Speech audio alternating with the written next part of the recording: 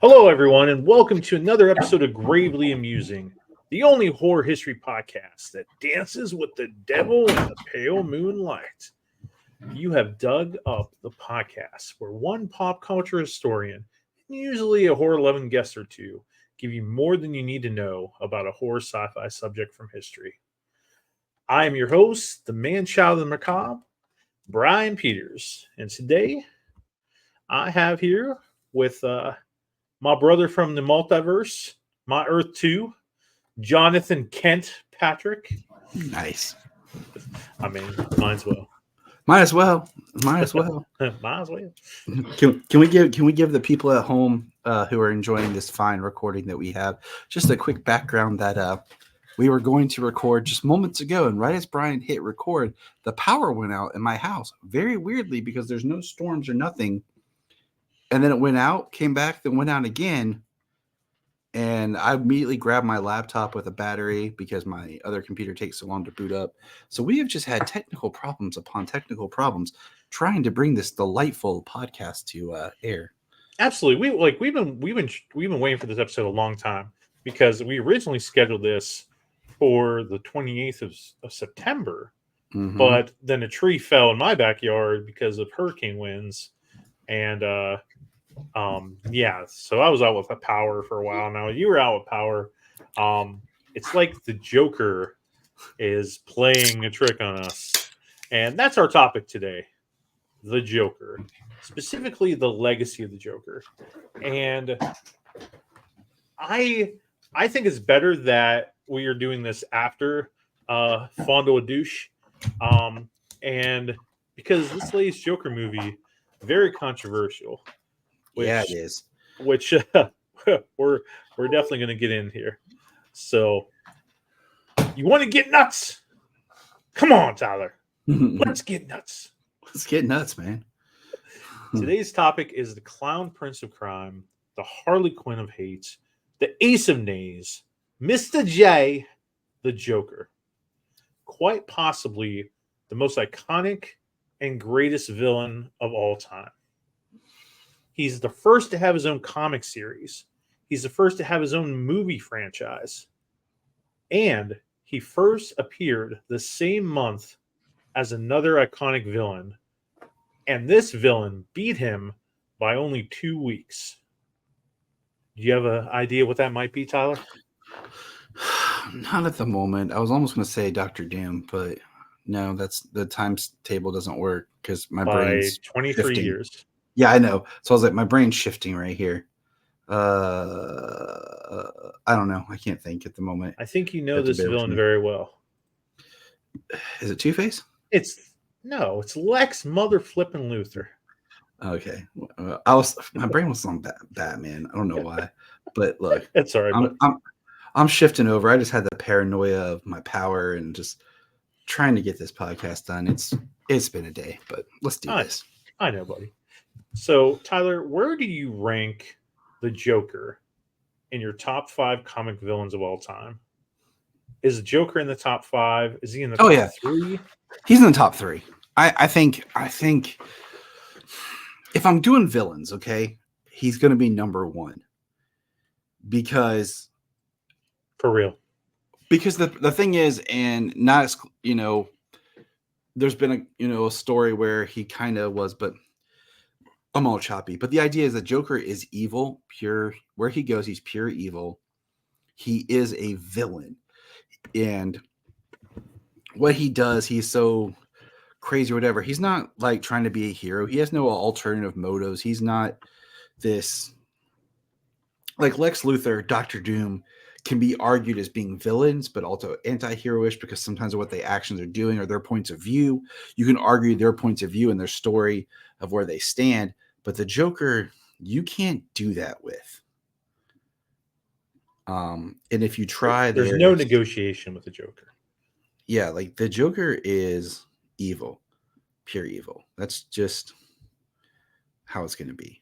Okay. And I personally would have him no other way. So, yeah, and we'll get into that concept as we move forward with things. Absolutely. So, another real question for you, a hard question, Tyler. Okay. as of today, in October 2024, is the Joker still scary? In And comics, was he ever scary? And is he still scary? I will say in comics, yeah. But in the regular mass media, I think we've taken that away. And we'll talk about that. And I say in comics because that Brave and the Bold that they recently did with Dawn of DC, if you start reading that, that is some dark, creepy Joker stuff. I mean, there were times that I was reading it and it goes not only with what the Joker was doing, but the way they drew him. And I mean, this is right now. So like this was in the last year, okay? Compared to, you know, he was creepy when Bermejo and Azzarello did their Joker book, that Black Label book. Like that was a different take on the Joker, and that not really different, but like it was definitely more of a grizzled, scary Joker. And we've had other stories since then, but I would say in the comics, yes, there has been some times, and we're going to get into it, where they overused him. But recently, I feel like they haven't used him as much. And I mean by recently, within the past 2 years. So I think in the comics, it's been better. But yeah. What are your thoughts, Bry? Well, I mean, that's kind of like the main question or theme that we're going for today. Like, has the Joker lost his mojo? Is the Joker overused? I think part of it, and I'm gonna throw this out here now, is that every writer wants to have their Joker story. Every like person who gets on the Batman books, and we'll talk about some, you know, some big time prolific writers, but they all talk about having their Joker story. And I think sometimes it just doesn't work because, and this can be said about comics in general, is they have a lot of good ideas. Instead of pacing themselves and doing the books to make them interesting, they start like, oh, well, we'll just do this as a side story. We'll do this as a crossover. We'll do this now. Boom, boom, boom, boom. And they throw everything they have and they're like, now what? We just used up 2 years worth of material in 6 months. I don't know. And I think that's a issue, I think, for a lot of things, period. But the Joker did kind of fall into that. No, you're totally right. And like for this podcast, I've dissected everything that happened in the Joker year by year. I don't think I missed anything, but we're going to go all through it. But let's start where all good stories should start, with the end, and work our way back. So the most recent thing that has happened for the Joker is the Joker 2, you know, filet à doigt, filet of fish sandwich, fondue douche, whatever hell you want to call it. Now, when Todd Phillips announced this movie, when Warner Brothers announced the first movie, they said a few things, if you can remember. Oh, I remember. Because you're the Pepperidge Farm of this. You remember. Pepperidge Farm remembers. Pepperidge Farm remembers. Because you and I talked about it a lot and we dissected it. And my views on this have not changed. But go ahead, Bry. I don't want to steal your thunder. Here for, buddy. But like they said specifically that Joker 1, Joker 2019, would not, and I repeat, would not tie into the Batman universe at all. Correct. They also said that this Joker is not your Joker. Right. Correct. That he could inspire the Joker you know. Correct. Which we'll get to that in a few moments. But they said it wouldn't tie in any Batman universe at all. And we got Thomas and Martha Wayne killed in the movie. We got a young Bruce. We got an Alfred. We got the possibility that he could be, Bruce Wayne's older brother. And because they showed the murder scene of the Waynes and little Bruce, like I even believed that it's possible that they were just lying to us and feeding us BS, and that this was the origin story for Pattinson's Batman. I said Like, that. I said that to you. I asked you that question before the Batman came out. I remember I was like, "Do you think that they're going to do this?" Because it was before the movie, and we were both like, "I don't know, man," because we were talking about how well the first Joker did, and did over $1 billion.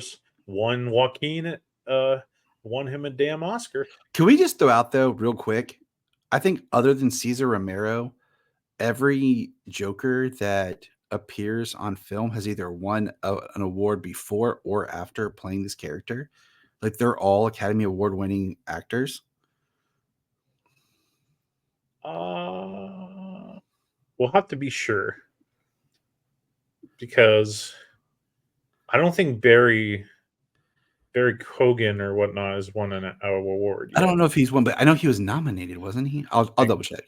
And Cameron Montague hasn't won one yet. But on film, and he hasn't done the film version. You don't win Oscars for TV. Fair enough. But keep talking. I'm not sure.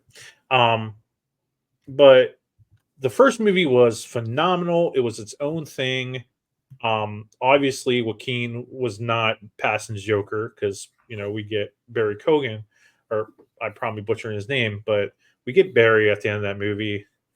And, it was a phenomenal movie on mental illness and what one bad day can do. My wife even went to me and said, "Hey, I want to see that movie with you." And we went to see it, and she loved it.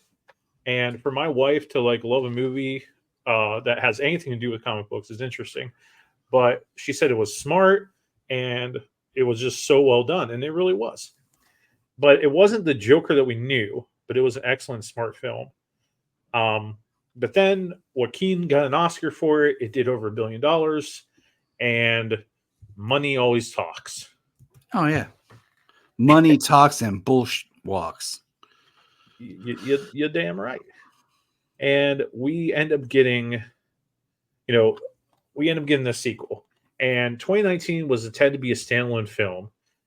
I think Warner Brothers even intended it for launch DC Black, which would be a DC Comics based film studio, like an Elseworld studio. You and I even talked about the idea of them going into a Harvey Dent movie, and I said I would just call it Dent. Yep. And talk about the split personalities, which would be awesome. Like that could have been something good. And and when that first film ended, Joaquin told Phillips that he didn't feel ready to leave Arthur behind. And supposedly the sequel came about because Joaquin Phoenix had a dream of his character performing on stage, telling jokes and singing, and giving him the idea of a musical sequel. But see, if that is true, I can believe that from Joaquin, because to me, Joaquin Phoenix doesn't feel like somebody who does projects or does things for the money. He just, granted, he got paid a lot to do the sequel, but I don't see the money being his motive, because just looking at his track records of projects and what he's done and just things like, he's an interestingly odd dude. And he backs out of projects. And there was that one time he did that movie where he said he quit acting, was going to be a rapper, but it was all him in character to build up for this project, this movie. So, I could be completely wrong, but he doesn't kind of seem like the type of performer and everything that would crave okay, I'll do it for the money as much as other people do. But I could be wrong. So. Well, it was always pitched as a one and done. Mm-hmm. In October 2019, they interviewed Joaquin again, and right when Joker 1 came out, and he said there's so much more I can do with this character. I see endless possibilities, and he was paid $20 million for his involvement in this movie, or in that movie. Yeah, I think $20 million for this, possibly too. And Phoenix and Phillips thought that it might be a good Broadway theater show. But they went and made this a movie. And and correct me if I'm wrong, but he had, by February 2023, DC Studios, um, James Gunn confirmed that Folie or whatever would be a DC Elseworlds project, takes place outside the universe. But Todd Phillips had no connection, like he had no meetings with Gunn about anything. Right. Which Um, it makes sense because let's be honest, Todd Phillips was never playing in the DC universe. He was just using the DC universe to get the movie that he wanted made by using an IP that he could sell. mhm. And Todd Phillips had free reign with Warner Brothers, wanted him to do his thing, and the film had no test screenings, Now that none. mm, And yeah, I believe that. Lady Gaga was signed on to be Harley Quinn or just Lee before the script was even finished. And I think my wife said it best about this movie. She said, "It's like they, it's like they had this idea, and then they hired Lady Gaga, and then they're like, okay, what can she do? She can sing, and she's not that horrible of an actress. Okay, let's just base this whole movie on her strengths, and here we go. Let's make some money." I mean, yes and no, Like, because I feel like she is completely underutilized in this film. That is one of my biggest complaints because I don't know if you like want to get into a spoiler for it or now or like break it down or whatever, but I'll just hold my thought. We'll get into it in a second. The other things about this, I want to talk about the disastrous details here. James Gunn had nothing to do with this movie. He gave notes to Todd Phillips for the movie. Todd did not use them. He didn't care. The film had a huge budget, $200 million, $20 million for Joaquin Phoenix, $12 million for Lady Gaga. The musical aspect, which when this movie was originally announced, they did tell us in like Entertainment Weekly, Variety, that it would have a musical aspect. But the general public doesn't always They don't read that. follow. Yeah, They they don't don't follow follow it. They're not like like we do. us, like nerds like us, No, but like in all the marketing for this movie, they didn't imply it was a musical. Not one bit in this movie was implied as a musical. It was implied as a courtroom drama, adding Harley Quinn. And there's the one part where you have him sing "For Once in My Life, There's Someone Who Needs Me," like real quick at the end of a trailer. Yeah. But yeah, there's no part of like, and I don't even really consider it a musical, to be honest with you. And that's because they're singing in it, but the songs don't really move the story forward. They kind of give you insight sometimes in the characters. They had nothing to this story. But they don't, and I'm not against it, but like a lot of the songs that they used weren't, songs that some of them you could think of, but they weren't common songs that everybody knows. No. It was mishandled. Except the Carpenters song. Like, I didn't really know much of any of them. Yeah, and I'm just like, I just feel like some of the songs I get, like, okay, this is in his head, which is fine because you're dealing with somebody who's mentally ill and delusional. So yeah, sure, that's fine. But then sometimes they were just like out of nowhere and I didn't feel like they were really expressing what he was dealing with or anything. They were just there. Yeah, it's just Christopher Nolan reportedly changed the ending of the first movie because it ended with Phoenix's character carving a smile on himself. There was no resistance for the sequel with Nolan leaving Warner Brothers. Todd Phillips was secluded on a ranch during the opening weekend. The film is panned by critics currently and fans, holding, as of a few days ago, 33% critics score and 31% audience score on Rotten Tomatoes. Cinema Score has it as a D, a D minus, lowest ever for a comic book film. Yes, Madam Web's beating it. The Flash is beating it. The Marvels is beating it. Yes, Flash. You're right. Domestically, it opened with 37.8 million, which is lower than the comic book films like Morbius and The Marvels. Um, it needs 450 million globally to break even. It could lose the studio well over 150 million dollars. And not to mention, Warner Brothers Discovery is still 40 billion dollars in debt. What the HE double hockey sticks is going on with this movie? And as of this moment, this movie has only made 165.3 million. As of this, Globally, global. it's at a 5.3 on IMDb.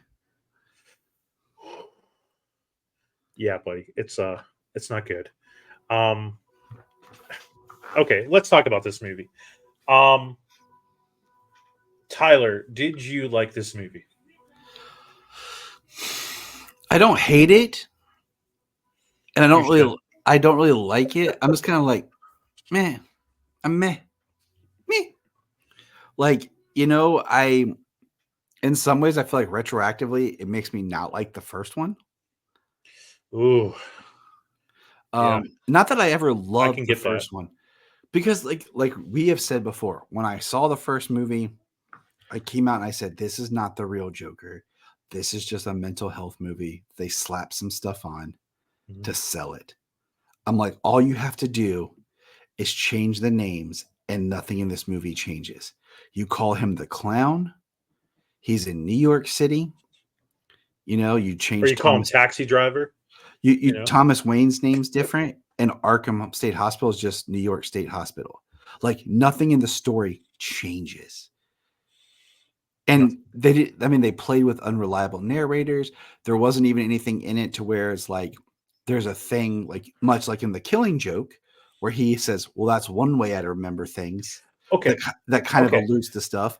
I'm glad So you said that. So, like, a big thing in the first movie is the clock. yes, The clock's the biggest thing. So, if you guys go and watch the movie again, the first movie, um, in the movie when he's being interviewed by the uh, the caseworker, and when he's in the nut house and he's sitting there being interviewed by a caseworker there too, and when he punches out and he beats the clock when he loses his job, it's always the same time, mm-hmm. which is like 11 something or something like that. It's always the same time.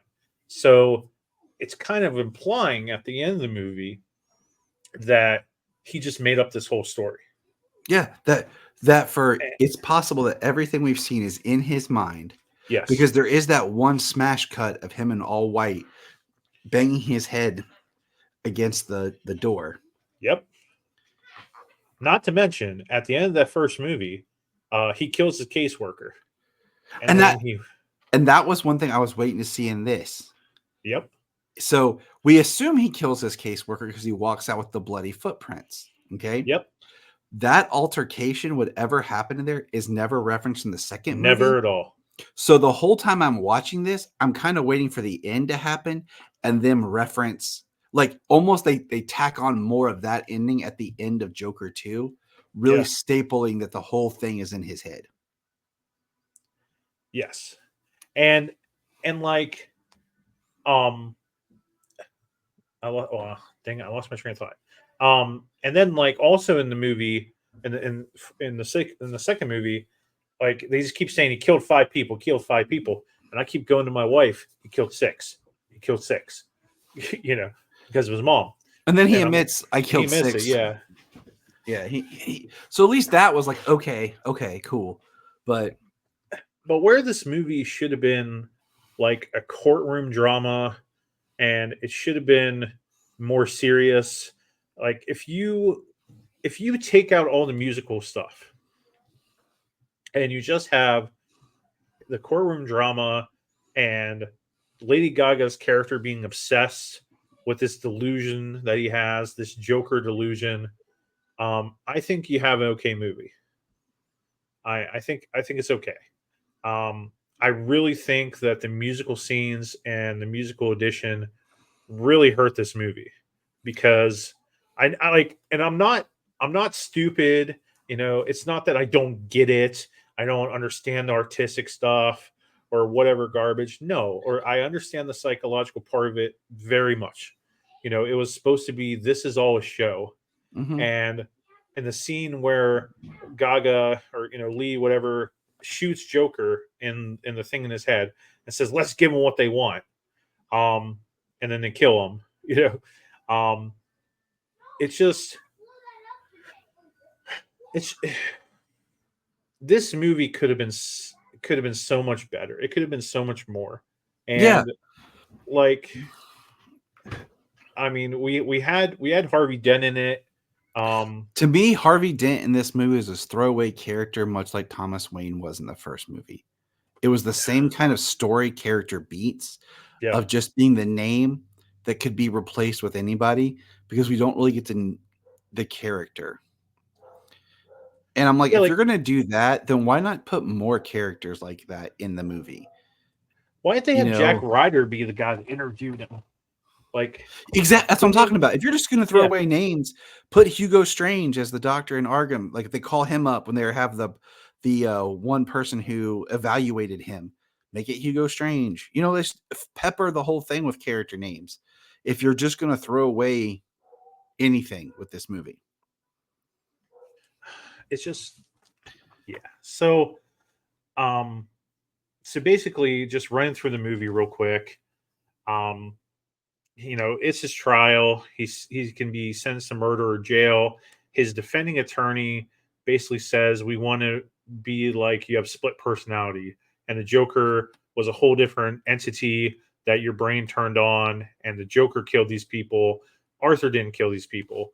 And then we see the introduction of Harley, Harley Quinzel, who they just call Lee, and it's Lady Gaga. And personally, when she put the gun to her head, I thought that it was going to be that Harley Quinn was all in his head, just like the other girl was, or the whole relationship was. I thought that that's what it was going to be that they were alluding to, and they mentioned that in the trial, like how he has delusions of relationships with women. So, I thought they were going to go that route. They didn't. Um, Lee, the Harley Quinn character, she's obsessed with the Joker and she's obsessed with that chaos. And we get to the trial at the end, and he defends himself as Joker. And but when he hears the testimony of Gary, the little person from the first movie that witnessed him killing Randall, he feels bad. He feels guilty that he traumatized Gary, that he kind of ruined Gary's life. And he admits that Joker's an illusion and he doesn't exist. And he's just Arthur. And he killed these people because, they were horrible to him. And then, Lady Gaga stands up and earlier in the movie, she said that she was pregnant and stuff and all that. and, and then an explosion happens. We see like a little bit of Harvey Dent's face kind of burned a bit, alluding to Two-Face. If they're going to go that way, I don't know. And he gets captured again by then near that movie, and then he gets stabbed to death at the end of the movie. And the person that stabs him slits his mouth like Heath Ledger Joker and laughs, implying that he inspired the Joker all along, which is what they said in the very beginning. It's nothing surprising. But Tyler, being an intellectual that you are, um, you and I both know he can't inspire Heath Ledger's Joker. Well, it's not Heath Ledger's Joker. It's just the Joker. And, the whole cut smile wasn't a thing until Heath Ledger's Joker. Absolutely. So I feel like that's just kind of a big finger at everybody. It's not like they're saying straight up like he's, inspiring Heath Ledger's Joker. It's just he's inspiring, quote unquote, the real Joker to come in and take thing. Now, Brian, you're an intelligent dude. I sure am. At least I pretend to be. And I'm gonna throw this out to you. Yeah. In the film, We see when they're in prison, Arthur's watching a cartoon. Mm-hmm. Do you remember what cartoon he's watching? Wasn't like, well, what when they're talking about Gaga or Gaga's talking to him, wasn't he watching like Pepe Le Pew? Yes. There's 2 times they're watching Pepe Le Pew. Now, Brian, what is Pepe Le Pew about? Well, Pepe Le Pew is about a skunk that kind of lives in a fantasy that thinks that he's kind of like attractive and women like him, and he grabs any female cat, and he's like, "Oh, I love you," and yeah, But Pepe Le Pew is a skunk that's attracted to a cat that got yep, painted to look like a skunk, yes, that's who's not not really a skunk. themselves. So if you think about it, Lee is the skunk, is Pepe, while Arthur is the cat pretending to be something he's really not. Bingo, Okay. yeah. Look at And that, you, noticing these things. Look at you, boy. well, my biggest gripe with the film is the use of Harley. Yeah, Um, because one, you're gonna tell us this isn't the real Joker. Okay, that's fine. I've been fine with that the that's whole totally time. fine. We got it from the get go. And then you're gonna bring in the Joker's biggest, like, secondary character. Okay. So now you're saying something else. You're gonna change her story. Okay. All right. I'm like, this is their version in this universe. Fine. Um, but where, like, I was fine with everything until um you find out in the courtroom, like, she's basically been lying to Arthur the whole time.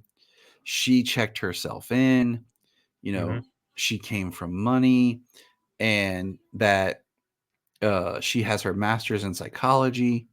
And then I'm like, okay, well, now I feel like you're trying to root her back to being the comic book character, but it's not working for me because now You've you're already ruined her. You've you already ruined her. You can't go back.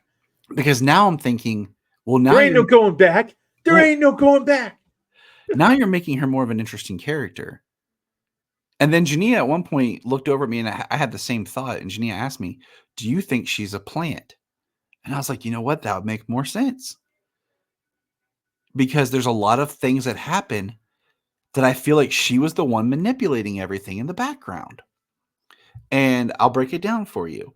Number one, well, okay, so we'll go with she is intelligent, she's a psychologist, and she has money. Okay. So it's easy to think that she put herself there as a patient to get close to Arthur, who she never refers to as Arthur, only as Joker. Correct. Next, if you notice the scene where Arthur looks at his medication, he looks down at it. This is the second time he's taking his morning pills. He looks down at it, then he kind of looks up at the nurse, and you can't see her face. And he looks and then he kind of smiles and he takes the medicine. So that implies that he's not taking his medicine, that those aren't the right pills or those are fake pills. Because later he says, I stopped taking my medicine to Harley. Yep. So it could be implying that she was able to pay off the nurse because we know this is Gotham. Everyone's corrupt and bribery is easy. Okay. Sure. So because Arthur, when he meets her and if he's not taking his medicine, he's starting to slip back to the Arthur that we knew from the first film. Next up, you have the courtroom where it is wall to wall packed. People are trying to get in, but somehow she's able to get in. Every time. And granted, the first time she gets in, there's people standing against the wall, but there's one seat left. And she sits down in the back. And then she's able to move closer to the front. Yep. Yep. Okay. Go ahead, doctor. Go ahead, Dr. Patrick. So I'm like sitting there like, okay, there's more going on with her character than what we're seeing. And then, so this is why her character in this makes me the most angry is when there's a couple of scenes where there's a line drop where she is living in Arthur's old apartment. Okay. Mm-hmm. And after the courtroom, she leaves, goes home, and we see her like with the gun to her head and then it cuts. Okay. Near the end of the movie. Yeah. And then we see her standing on the stairs where Arthur had danced in the first film with her hair cut short, her makeup slightly altered than when it was, and in a different costume. Mm-hmm. I wanted to talk to you about that too. So I'm glad we are. Okay. I think she did kill herself. And this is the illusion that everything's No, okay, that he's Phillips has actually said that that's real. It's Oh. her there. Okay. My thought process, okay, because there's a scene that was cut out of her in the elevator, there was a scene where she cut her hair, donned her makeup, and was basically recreating the same scene that Arthur did when he became Joker going to the Maury show. Because the original ending was supposed to be Harley killing Arthur on those stairs, and then she sings "That's Entertainment" and dances on the stairs. No, I didn't know. I didn't read that part. And that's the one I tried to send you the other day about. I was like, I'm reading about the alternate ending, and there's little footage that was behind the scenes that was caught of her singing and dancing, doing that, and it's all with that hair. I think that might be a better ending. I think it's a much better ending. The idea that Arthur rejected Joker, so she became the Joker that she wanted. Okay. That's a better ending for me. Because there's this talk about that there was a made-for-TV film of Arthur's story. So some Was of it the good? Was so, it good? I don't know. I didn't see it. So some of the like the gun to the head and stuff like that, I could see Arthur telling somebody all of the details to get his story, to get that attention for someone to write a book that they made into a movie, so that she would have an idea of the things that Arthur did because she's seen that movie, which she said she saw 20 times, but it was more like 5. And I thought that maybe we would see a scene of that movie kind of like in more of a serious tone, but much like in Scream 2, when we see the clips from Stab, and you have this kind of movie within a movie, that we would see these kind of like the portray almost like a caricature of Arthur in this phony film that would make him mad because he sees they're taking his serious story of who he is and have made him a joke, like, and not in the way that he wants to be.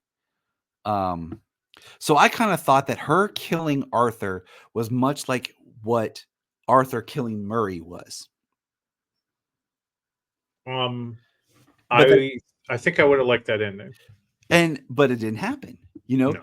And we never the unreliable narrator element of this is just the delusions of the musical. There's other scenes that we could probably argue and stuff about, but at the same time, there's not evidence either way. Like her coming into him being stuck in solitary confinement. Well, if she's paid off, and if my theory about her working stuff behind the scenes, it'd be very easy for her to slip money to the guard to get in there. Yeah, I like a better story of Harley being the one manipulating events. I like that better. If we're gonna change, I mean, think about this year, bud. We had Harley reinvented for Batman, the Cape Crusader. Mm-hmm. We have I like that Harley. I thought that Harley was decent. The final season of the Harley Quinn show, and we have this movie coming out. So we have like 3 distinctive different kinds of Harleys. And if you had done that, you wouldn't be too far off from the character where she is kind of in this role where she is more of the Joker. If we're not going to really be comic book sound, okay? Sure. Let's make a better story. And that's my issue. If we're not beholding to any comic books and you're like okay with just changing things, then change it and make an interesting story. Make it her that actually makes him crazy.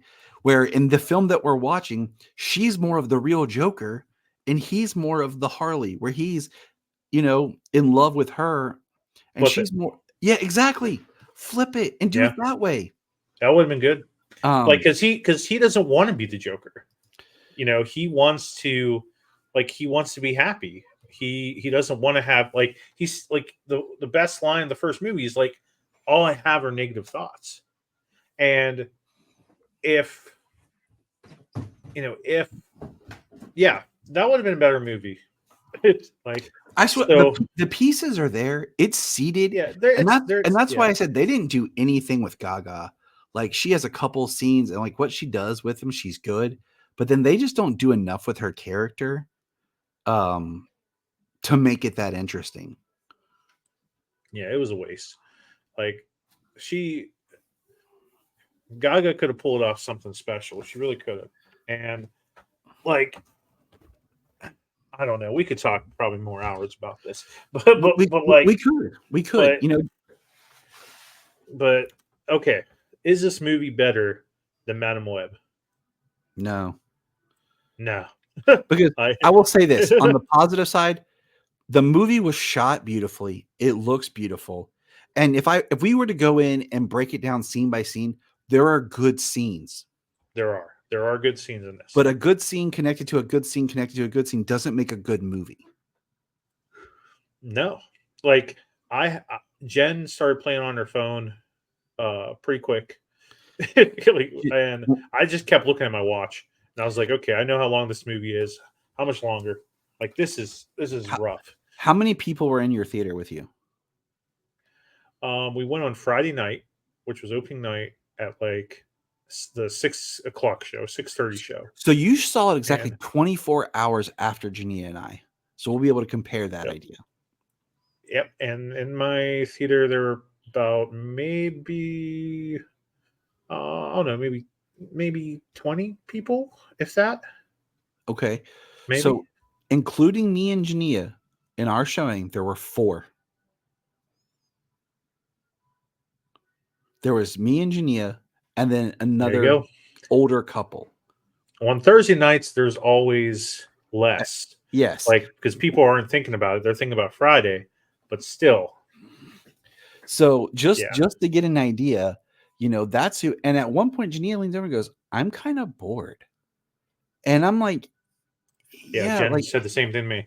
and I'm like, given the movie we have, we could easily cut probably 15 to 20 minutes out of it by just cutting some unnecessary stuff, cutting some scenes down, and have a little bit of a tighter film Yeah, because at the end, a lot of people say, what was it all for?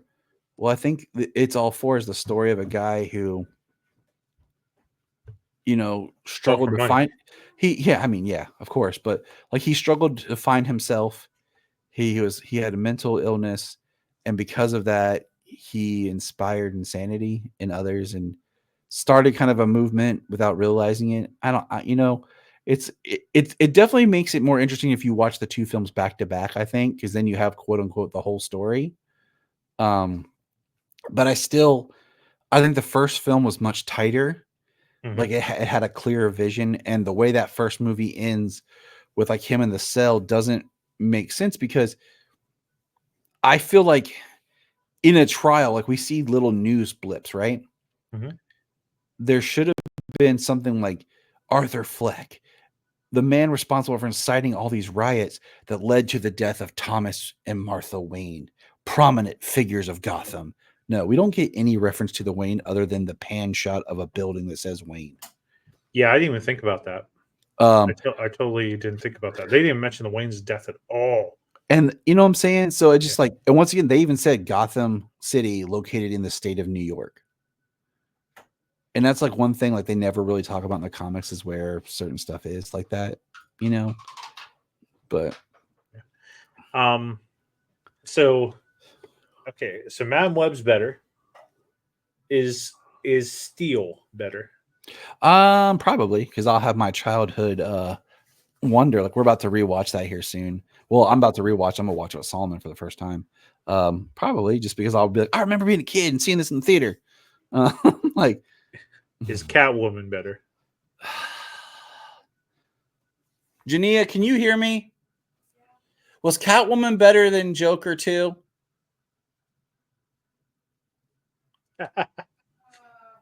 The answer is yes. Catwoman is better. She said it was more entertaining. Catwoman's more entertaining. Yeah. Yep. All right. And the definitive answer: will you be purchasing this movie on physical media to your collection? I think I will, but I'll wait till it's like discounted, where it's like the $5 DVD. I won't be buying like the 4K because I would like to watch it again. Yeah. Because I would like to watch it sitting with Jania and like go through it and do a commentary and talk about the scenes because there is some artisticness with the directing, but then like really analyzing some things to it and break it down like what was working, what wasn't working, where did the movie actually lose us, what was the turn that really just made it go, ah, like where was it that I checked out or where was it that it lost us, and but I mean I'm not gonna rush out like and buy it when it comes out right away, but like I wouldn't mind having a DVD copy. Um, just to like pull out and be like, okay, here's an example of well shot, well acted film, but not a good movie.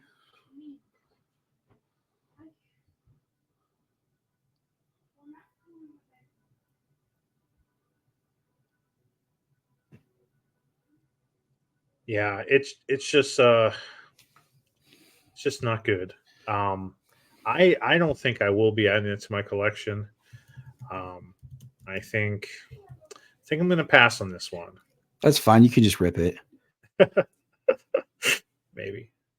Um, so moving on. Um, yeah, I the movie Joker 2, complete trash. um, so moving on with our talk here, like our main um like this movie's just horrible. It's just It's like you asked it's me at not the beginning of smart. the podcast, is Joker scary? And I said no. This movie has corrupted any goodwill that the character had. Thank you. Good segue to the main topic of this day. Because it really, because once again, everybody but like people like us were thinking this is the quote unquote the Joker, and he's never really called. I think one person says the Joker. Everyone else just calls him Joker. You know, and that's a loose term, right? But everyone just expected, oh, Arthur, uh, uh, what do you call it?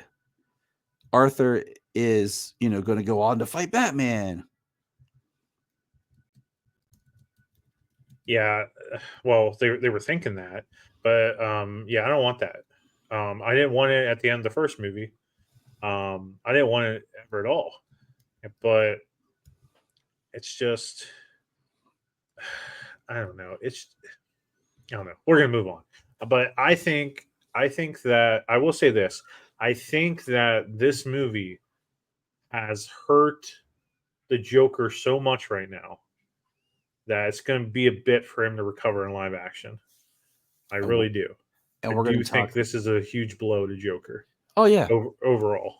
I think it's a huge kick to the Joker name and brand, and you're going to have to really win people's trust back with the character. Hmm. And I think that's why the Joker should be in the Batman 2, but not as a prominent player. Just like a scene or two of him and Arkham that are really well done to start to build the idea of this character back. And I think Matt Reeves really needs to reinterpret his imagery of this character to make a better Joker that's digestible that everyone's going to like. I mean, it's lucky enough, like in my head canon, okay?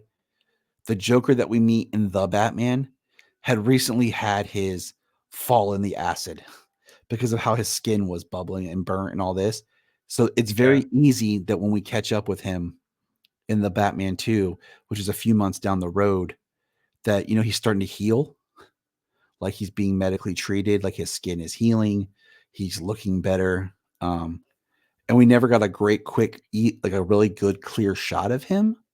So it would be very easy for Reeves to like kind of pull back some of the grotesqueness and be like, okay, we need a Joker we can sell that people are going to get behind this character again. We can't keep doing these takes on the character. We need a more definitive, that's the Joker, ta-da, there he is, character. So We sure do. Like, yeah, we need something. So let's look now at the history of the Joker and think of so do you think right now that the Joker has lost his mojo? Do you think that he's lost his impact? Do you think he's overused? Like, where are you at right now? I think he's been overused. I think if you would have asked me this question last year, I would have been even more like, yes. But I think in the comics right now, there hasn't been as much Joker. We had him in the main Batman title for like a little bit of like a backstory thing.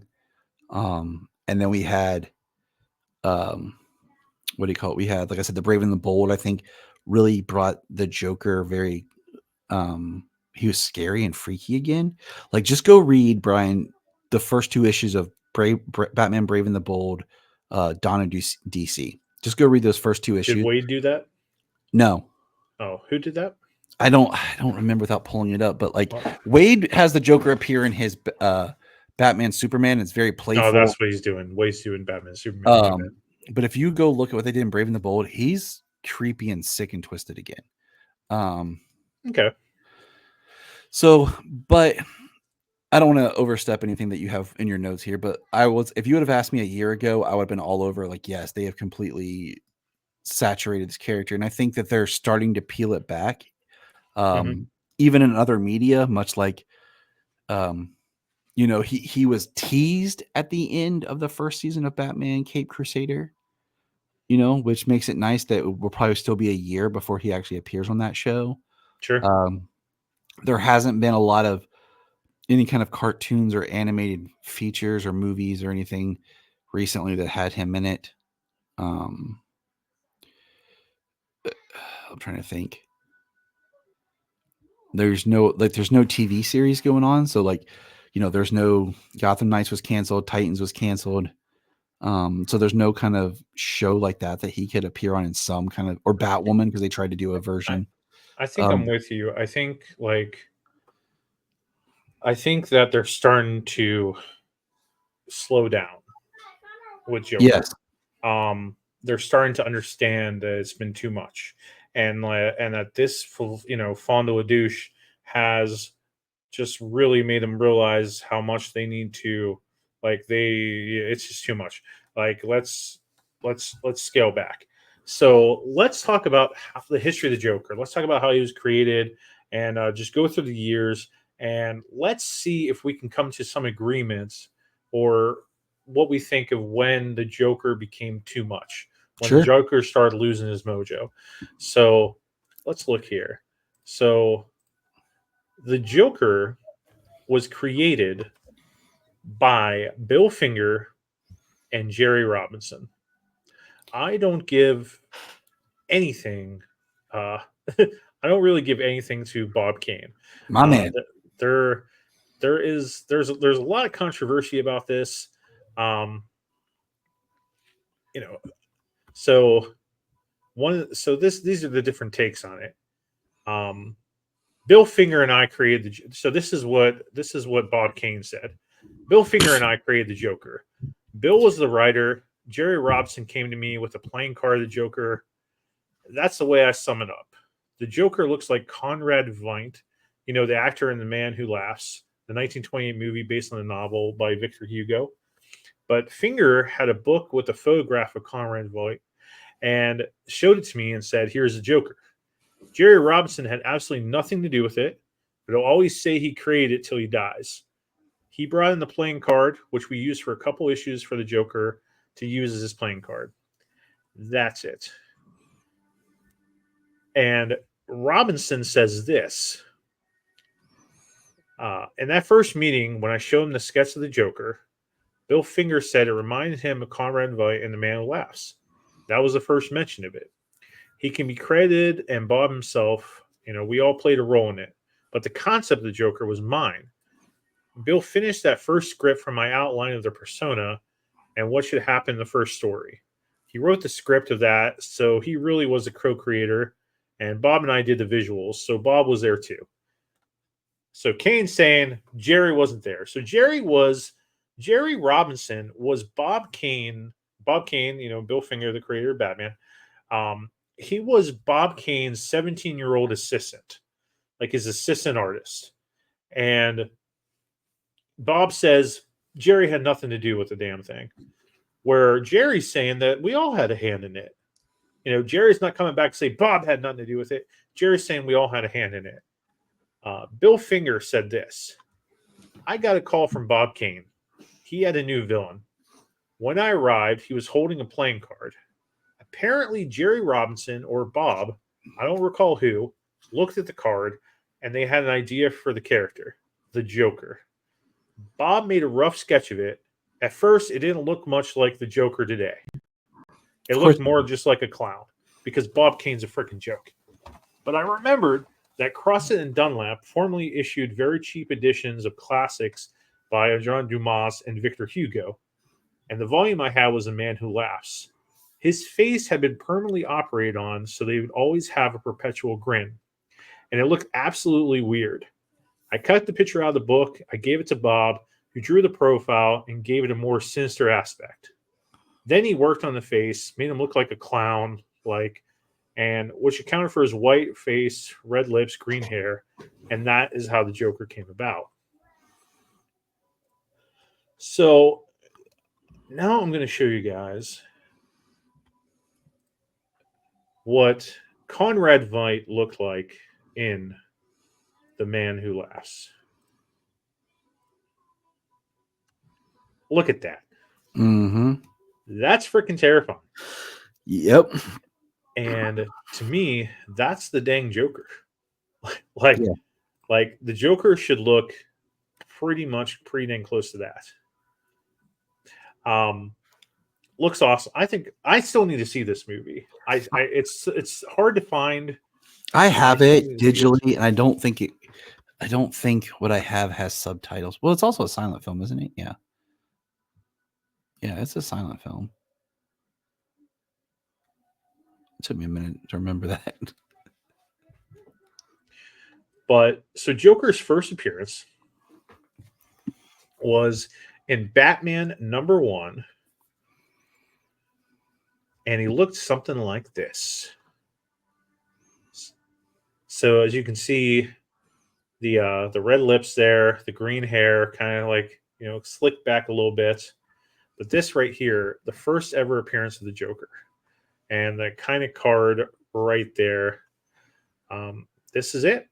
This is his first appearance, and in the first story of the what? Yeah, I've had that happen too when I've used it on a computer for some reason. It's annoying. Read with free trial. What? It logged you out. It means that probably there was an update or something that happened. I've had that happen too. Gosh darn. Well, I have a lot of pages open, so whatever. It's being ridiculous. It's like we can't work anymore. Oh, but in this first appearance of Joker, in this first story, we see the first story of the Joker. He says that I'm going to kill people by midnight. So right from the get-go, he shows how much of a threat he is. And I say that if you don't read this first appearance, that you go and you read this book right here. So this is a retelling by Ed Brubaker and drawn by Doug Mankey. And this right here is phenomenal. So if you're trying to collect Batman chronologically and you're trying to do it kind of post-crisis, you'll have, Batman Year One by Frank Miller, and you'll have this book right here. I mean, this book is awesome, and it's being ridiculous right now. So I apologize, everybody. I mean, it is a great book. It's a great story. I was going to say, we get that booted up, just that, right, like you said, right from the beginning, and just some history on Bob Kane for people who don't know. Like, his dad, if I remember correctly, was a lawyer, and Bob knew how to get around the legal stuff. So Bob was able to make everything Batman related credited to him. That makes perfect sense.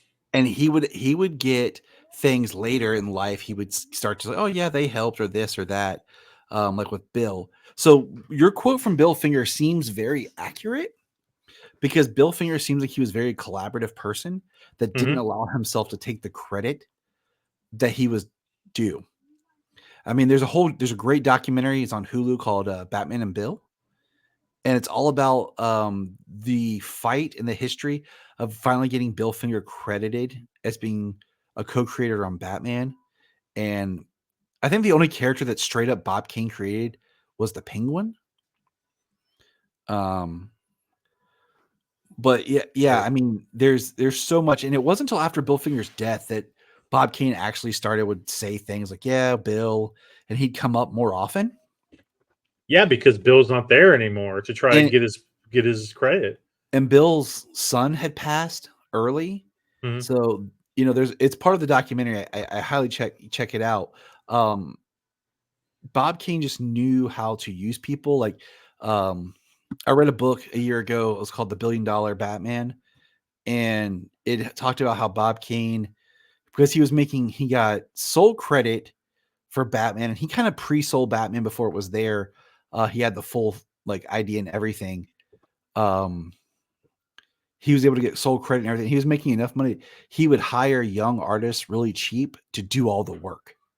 So he didn't even do much of anything but kind of just oversee, give notes, and take credit. And he had in his contract, that's why it was always, if you go back to the time, nobody was getting listed as the creators. Like, it wasn't Superman by Jerry Siegel and Joe Shuster in all the books. Yep.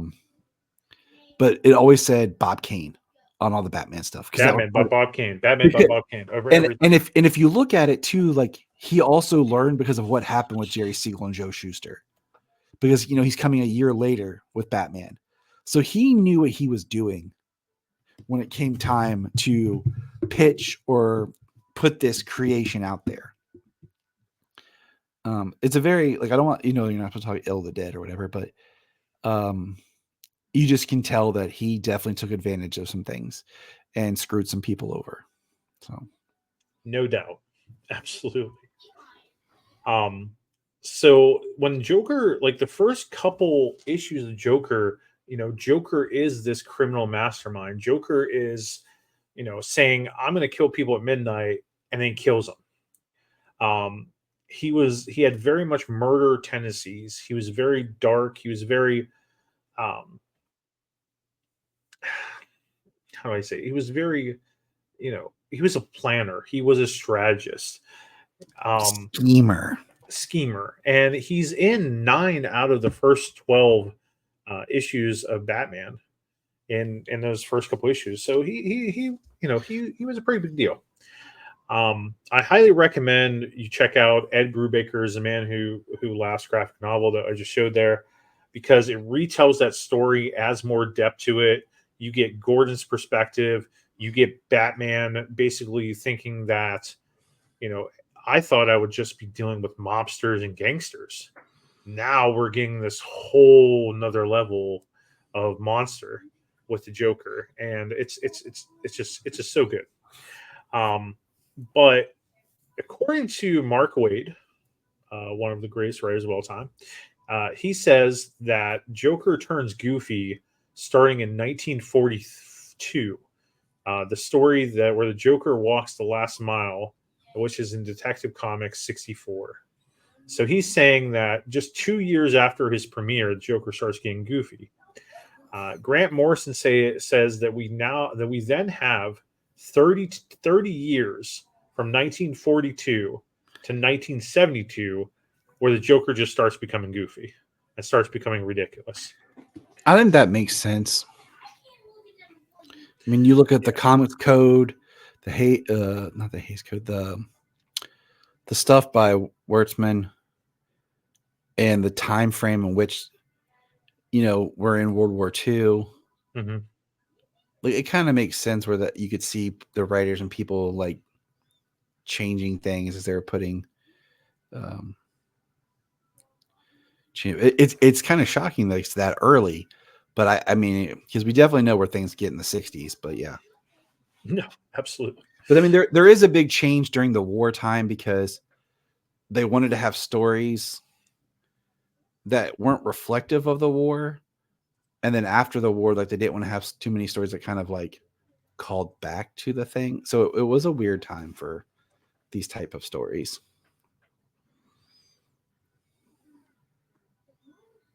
Yeah, no, absolutely. Um, so in 1951, um, Bill Finger decides to write a story. They kind of come back to Batman a little bit, Bill Finger. And he decides to come up with a story introducing one of the most iconic parts of the Joker's origin and Joker's story. And it is in Detective Comics 168, which you cannot find on DC Universe for some reason. I know there's certain books, dude. There was Bill Finger wrote a great Superman story I was looking for, and it's not there. It's not there.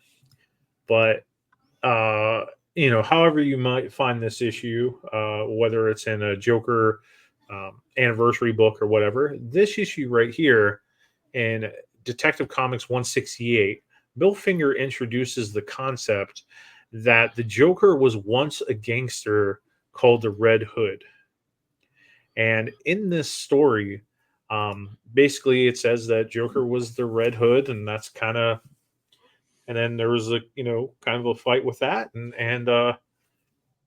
Batman defeated him. This concept is put into more detail with the Killing Joke in the 80s, 30 something years later, but this is where the concept was first introduced.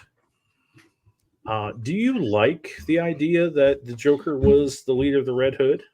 Do you like that idea?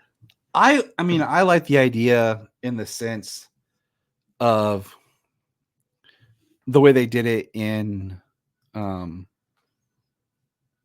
Killing Joke, where the idea that the Joker took to a life of crime, and that the Red Hood gang and everything didn't really have a leader. They put the person out there to be, kind of their leader as a false thing. I think that's cool. I think that idea is pretty cool. Yep. You know what I'm saying? So, um, but it is kind of like the idea of him being a low level gangster. I do think it's kind of a cool idea. So, and I think the Red Hood thing is neat too. But I mean, I'm not against it. I'm cool with it. Like, it gives his origin, his story a little bit more like, because even then you could just say, oh, he was the leader of the Red Hood gang and then fell into the chemicals, and it still keeps a mystery, you know? So I like the concept of the Red Hood gang, that no one knows who the other people are, and no one knows who the leader is, and there's like sleeper agents or whatever. Like, I like that concept. I like how it was done in Zero Year by Scott Snyder. I thought that was done very well. Um, I like that concept, but then I also kind of like the concept where the Red Hood's the fall guy. I like both concepts, but yeah. yeah. Um, but starting in the 1950s, kind of like what you hinted at, this is where the comics code kind of starts going into effect and really hurting comics. And the comics code basically was like, comics are evil for children, whatever, the government and, old, whatever parents could attack instead of blaming, other real things. And they started attacking comics. And starting kind of in 1952 and somewhat in Detective Comics 180, they really kind of hurt the Joker a lot here. And we just had this great episode, this great issue with the Red Hood, but now they decide to do this story called Joker's Millions, where Joker thinks he won millions of dollars, and because he's rich, he decides to possibly quit crime. And that story is completely off of DC Universe as well. Just silly stories in the 50s. But in 1954, the Comics Code um, and an editor on DC Comics named Julius Schwartz. Julius Schwartz kind of really didn't like the Joker, and he didn't like the aspect of gangsters and kind of like really evil characters. Julius Schwartz helped create the Silver Age of DC Comics in 1954, as he also helped create the Flash. Julius was a very big sci-fi guy, so the Joker kind of got a backseat and got kind of thrown away. But about 12 years later, Batman would be picked up for syndication. Batman would start a show, Batman 66. And Mm. we would get introduced to the first ever live action Joker, which is this guy right here, Cesar Romero. Cesar Romero, uh, pretty good looking Joker, and it kind of fit the '60s and kind of silver age of prankster and whatnot. Fit it pretty darn well. I like Cesar Romero Joker. I mean, I agree, because you can't argue that he's a bad Joker when you look at, one, the context of the show, and Yeah. two, you look at where comics were at that time. It might not be your favorite, which I can understand, but you can't argue that it's not valid and he's not good at what he's doing. No, he did. I think he did very well for it. Absolutely. But unfortunately, when the show ended, we wouldn't see the Joker in comics or anything until 1973. So you had four. So the show ended in '69. You had 4 years of no Joker at all. None. No comics.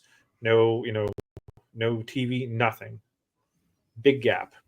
But then around, well, I'm so sorry. In 1968, you also saw the Joker in the Adventures of Batman cartoon.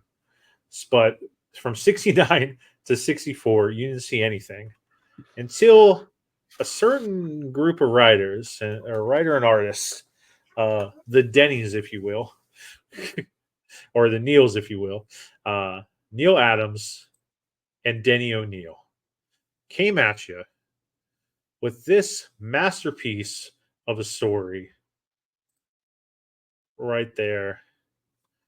Uh, and it looked something like this.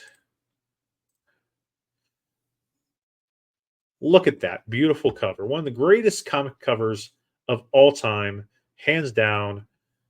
Absolutely. The Joker's five-way revenge, ladies and gentlemen. If you are following this, if you are not watching this on YouTube, highly suggest you check out YouTube for this podcast, as you'll be able to see some of the things we're looking at. But It's a for very those listening, popular image. I mean, even if you walk through like your home gardens or what's it? Why am I blanking?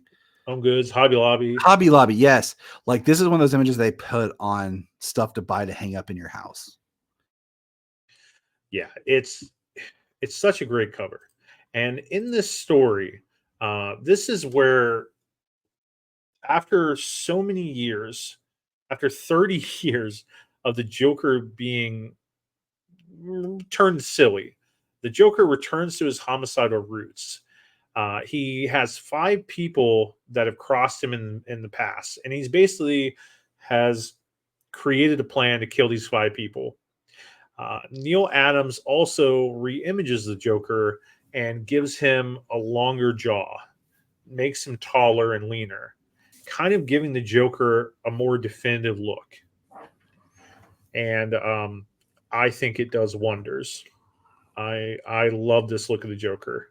This is one of my favorite looks of the Joker, hands down. And this is where the Joker starts getting better, for the most part. But then in 1975, they decided to do a really, really interesting decision.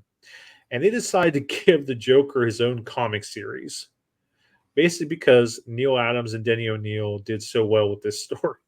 And they give the Joker his own comic series. And in this would only last about 10 issues. But in this, it has him interacting with other villains. But in the story, he does murder thugs and civilians, but he never fights Batman. The stories were about being basically a better villain than the other villains, like Two-Face or Riddler or Penguin. And there's no struggle of good and evil, because the comics code mandated that punishment for villains had to happen in every comic. At the end of every issue, the Joker is put in jail. This only lasts for 10 issues. It Yeah. it doesn't last very very long. But then in 1977, we get this beautiful story, which is The Laughing Fish by Steve Englehart and Marshall Rogers. This story was used in Batman the Animated Series. It's one of the Joker's most famous series. Once again, this is in Detective Comics 475 to 476, and it is on DC Universe. Englehart is quoted as saying, Joker was this very crazy, scary character at one time. And I really wanted to get back to the idea of Batman fighting insane murderers at 3 in the morning under the full moon as clouds scuttled by. Nice. This story is a huge influence to Batman 89, a humongous influence. Just the look of the Joker and his costume, and just being kind of ridiculous. And also the second part of this, the Sign of the Joker, was a part of Batman 89 as well, with the Joker, using chemicals and kind of like making people, have the sign of the Joker on their face. And going on, we also see the Joker in the New Adventures of Batman cartoon in 77, and so on and so forth. But even though we had this dynamite team of Denny O'Neil and Neil Adams working on Batman, Batman was nearly canceled. I'm so sorry. After the Batman show ended, Batman was nearly canceled as a comic. And even though Neil Adams and Denny O'Neil brought back the Joker and revitalized the Joker, it really wasn't until the 1980s that things started picking up for the Joker and Batman in general. Brian, can I say something real quick? Yes, my buddy.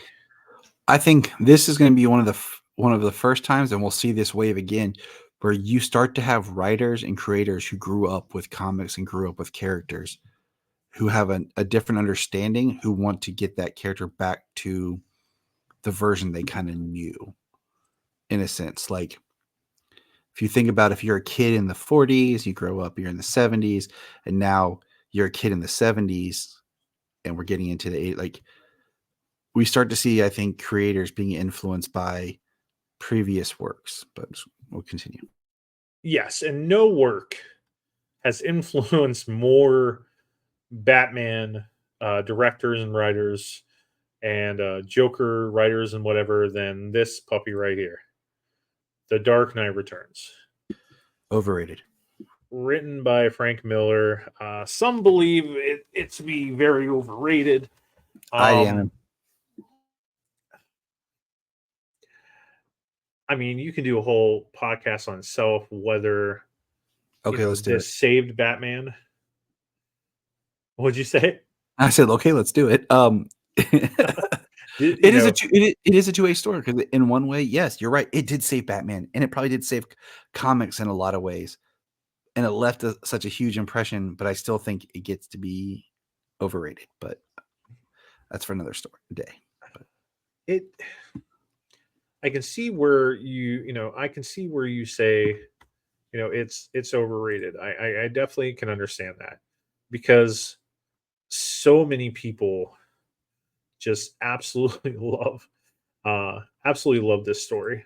And I think of a certain generation, like I think people our age, I think, is the cutoff, because I think there are people younger than us don't appreciate this book as much as from us and up, because a lot of younger people, even in comics, don't identify with don't like the type of Batman that was portrayed in The Dark Knight Returns. I mean, Affleck's Batman was greatly influenced by this. And that's the thing, is like Snyder talked about how much he pulled from that. You can see where that's kind of a shift, where people they're not enjoying that Batman, even though it is a comic accurate Batman. And I think because the Frank Millerness has worn off, where as a general society, like a general audience, they're not identifying with that type of character. Yeah, like, so are you thinking, or do you feel like the general audience doesn't want this overly violent Batman anymore? Yes, Yeah, it's a I think fine so line, too. and I think we'll hit on it. But like the Nolan films left such a huge impression of who Batman is to a whole generation, because we have, and I'll say we as a culture now, like Mhm. a lot of people don't read the comics for their version. Like, there are people who are fans of Batman because of the Arkham games. That's their Batman. Yeah. And there are like we grew up where we read comics, but we also enjoyed the animated series. But you have people who don't go to the comics who will only take the Batman that's displayed to them on a TV show, a movie, and video game. Hmm. So you have a whole generation who, to them, Batman is what Christian Bale was. And if you do something different, even if it's comic book sound, that's not the character. Yeah, I mean, this Joker is, I mean, I wanted to reread this before we do this episode because I'm trying to remember everything, but this Joker is very much obsessed with Batman. And Yeah. when Batman comes back, he kind of like reawakens, if you will. Um, that, hey, my nemesis is back. And that's a theme in a way that they used in Gotham, the TV series. Yes, And yeah, they definitely do. The Dark Knight Returns will never be made into a live action story. And the reason being is it's been cherry picked by multiple Batman projects. Mhm. They made the animated movie. That's I think the closest you're going to get to a Dark Knight Returns uh, film. Or Affleck's Batman too. That's what I'm saying.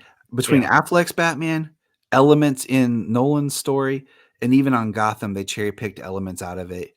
That Mhm. a direct Dark Knight Returns is just as a movie. I don't think it would be accepted and welcomed. But Yeah, not anymore. Not anymore. I think you're right. Um, so as the '80s was creating more just crazy stuff, we do see the Joker a little bit in the Super Powers team, Super Friends cartoons. We get the Dark Knight Returns in '86. We get the rise of Frank Miller with Batman Year One, which the Joker is hinted at the end of that. Um, but then we get in 1988, we probably get one of the most defining years of the Joker, where things really, really start getting interesting. And it starts with this story right here, The Killing Joke. Now, Killing Joke, of course, is my background right now. The Killing Joke, basically, it is canon. It's one of the Joker's stories that wasn't always canon, but it is canon. it is Officially. you're right. It's an example of an Elseworlds tale being so beloved and brought in Mhm. that it became canon. And what a story it is. Um, it basically says that the Joker was a failed comedian. Now, keep in mind, the Joker is not a reliable narrator, but it says that the Joker was this. I think he wasn't he like an electrician, or he was an electrician, or he was like, and he didn't He, want to do it or something. yeah, he worked at some bland job because he worked at the chemical factory, right? And that's how Oh they yeah, gained. yeah, okay, yeah, That's how they gained access. Is they came to him yeah. to get access into Mhm. the chemical plant. And he kind of wanted to do it, um, but then like he wanted to do it to kind of like help his family a little bit. Um, and his wife was pregnant, and he was a failed comedian. And he sucked, and but then she dies in an electrical accident, and the cops go and tell him that, and then that same time, I know Tyler, I know, and, and at the same time, the gangsters are like, "Hey man, you gave us our word, you're getting us in there, and you're not backing out of it." And they make him do it. They throw the red hood on him, so he's a patsy. Batman arrives and Joker falls into the vat of acid and becomes what we know him as today. In this story, while we get those flashbacks, we also get the Joker kidnapping and torturing Commissioner Gordon.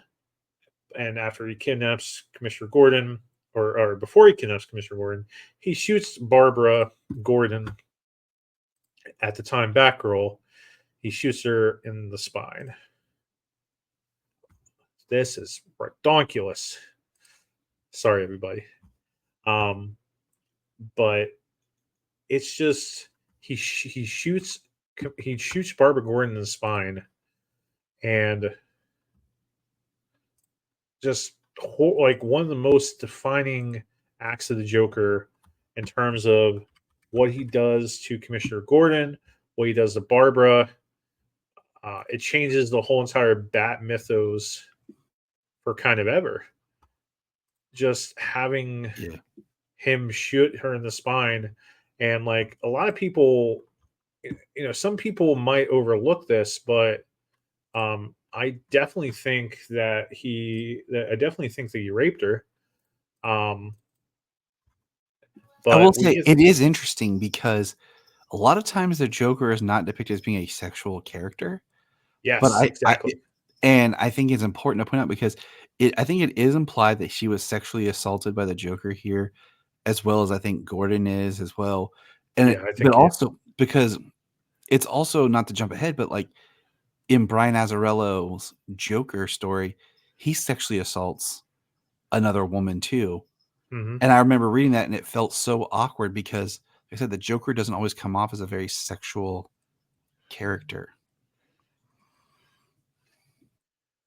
No, like we never really look at him like that. Um and maybe we should. Maybe we should kind of see him as pure evil, and part of pure evil is as what a man would do to take advantage of a woman. Um it's Yeah, it's horrible. I think it was the best thing for Barbara Gordon's character.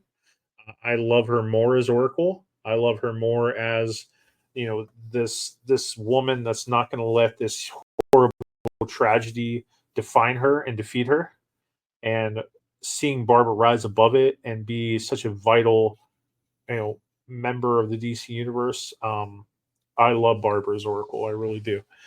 And in that same year that Barbara, loses her legs and becomes a paraplegic, we get the death of Robin, the death of Jason Todd, and Batman Death in the Family.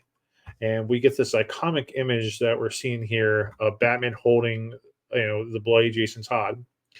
And we get these iconic covers, with, of course, issue 4 of the story being the most iconic, with the Joker with a monocle. This story is also very controversial because people actually called a hotline to vote in and say that we want to kill Jason Todd, the second Robin. And the Joker kills him with a crowbar, and it adds into also one of the defining moments of Batman's life. He loses Barbara.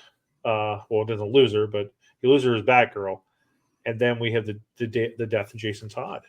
Like, that's a crazy year for the Joker. I mean, it is. It's also, I mean, I also want to throw out to listeners, like, Jason Todd was a really mismanaged character. Like, they didn't know what to do with him. They basically just kind of cut and pasted Dick Grayson onto him. And it wasn't until later that they actually started to make Jason his own character.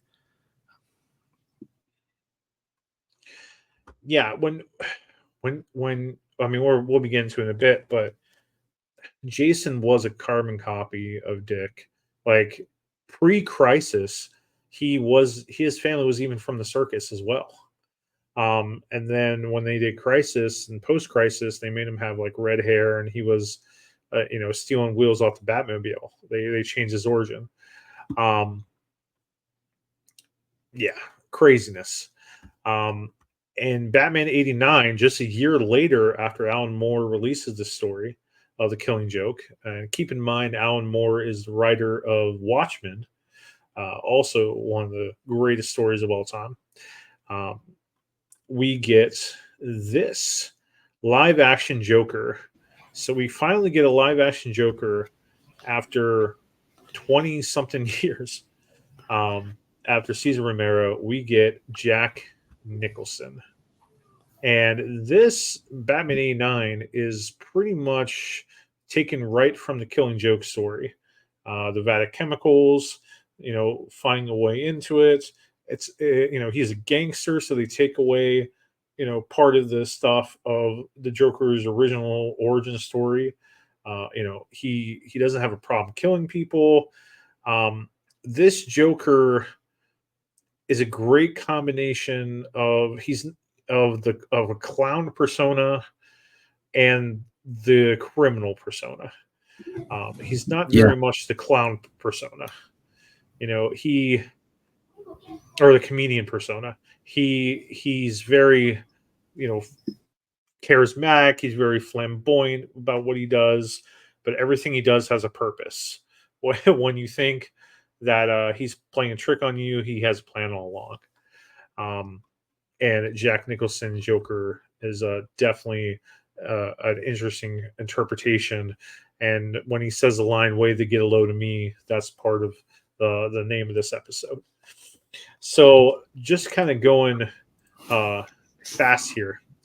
Well, I was going to say real quick that this is one of those moments where we have the character of the Joker, and Tim Burton tied the Joker's origin into Batman, and this is a defining moment. I think that imprinted the Joker as more prominent in pop culture, because we're rebooting Batman, and for anyone who doesn't know, this was still a huge time of Batmania and bringing this character back and doing a new live action darker take on the character, and for Joker to be the first villain out the gate.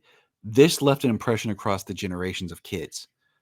And this is like one of those moments where I'm saying is now, because you'll see as the kids grow up with this as their origin input point, even with comic knowledge, this always sets something in them that starts to bring the Joker. So when we get down the line here with writers and why they all have their Joker stories, like why they're all in like this, I think cemented so much of that Batman Joker dynamic. So of them creating each other. Yeah, like playing off the Red Hood thing, playing off, yeah, like him. In this movie they had him kill his parents, which didn't happen in the comics. It's Joe Chill, but yeah, this is kind of what starts that. You're so right, and this is where normal people that don't read comics, Jack Nicholson's Joker, like you just said, this is where people are like, oh, so the Joker's not this goofy thing. This Joker's scary. This Joker's crazy, and puts that in their head. You're so right. In the midst of this, in 1989, we get this story, and we get Batman: Arkham Asylum, a serious house on serious Earth. And the main thing I want to point about this, the art in this is very, it's trippy. Dave McKean's art. I've yet to read it because I have this book, Mm-hmm. but the font used for the lettering was so hard to read that I just was like, I'm done. I can't do this. And I've kind of forgot about it in a sense, to go back and read it on the app, being able to blow it up and, panel by panel. And I was going to say, I think what happened, Brian, is your computer like rebooted or logged you out.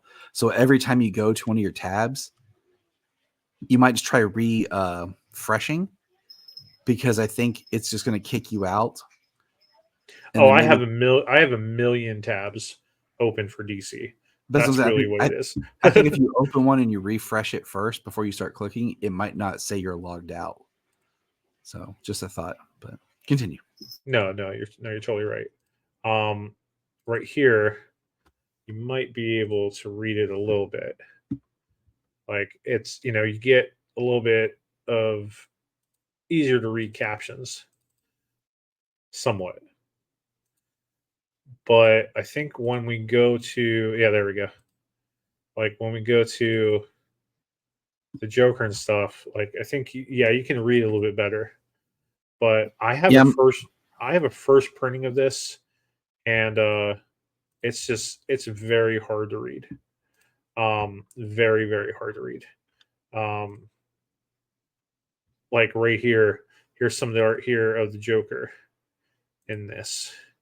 Like it's very much an artistic interpretation, and I think this art's cleaned up a lot compared to my book version I yeah. have. If I could, Um, I'd grab it off my shelf and everything. But yeah, the app looks much cleaner, and I will yeah. give it a read now. Thinking about the app, so Um, it's gonna be. I think this is gonna be a lot easier to read because in the book I have the first printing, like it's the words are almost smeared in it. It's very hard to read. So the main thing about that story that Grant introduces is that the Joker kind of has a super sanity. That if the Joker had a superpower, it would be super sanity, in which that every day he creates a new personality, a new persona, um, and that he basically he just creates a new story for himself every day, and that introduces that concept that he's an unreliable narrator and that he just creates BS every day. So that's a very important book to read. It also does a very great take on Harvey Dent and his relationship with this coin. So highly recommend you check this out. It's not an easy read, but it might be easier to read um, with the DC Universe app. Then we get after this, we get probably the most definitive Joker of all time. It's argued that this is the Joker, period, uh, and the definitive version, and that, of course, is Mark Hamill's Joker in Batman the Animated Series, I mean, which, it's true because it touches on the comedian, the clown, the criminal, all very, and he's playful, but then also terrifying. yes, you don't know what this one's going to do, and even though in Batman the Animated Series they couldn't have the Joker kill, because it's for kids, he's still so terrifying. Um,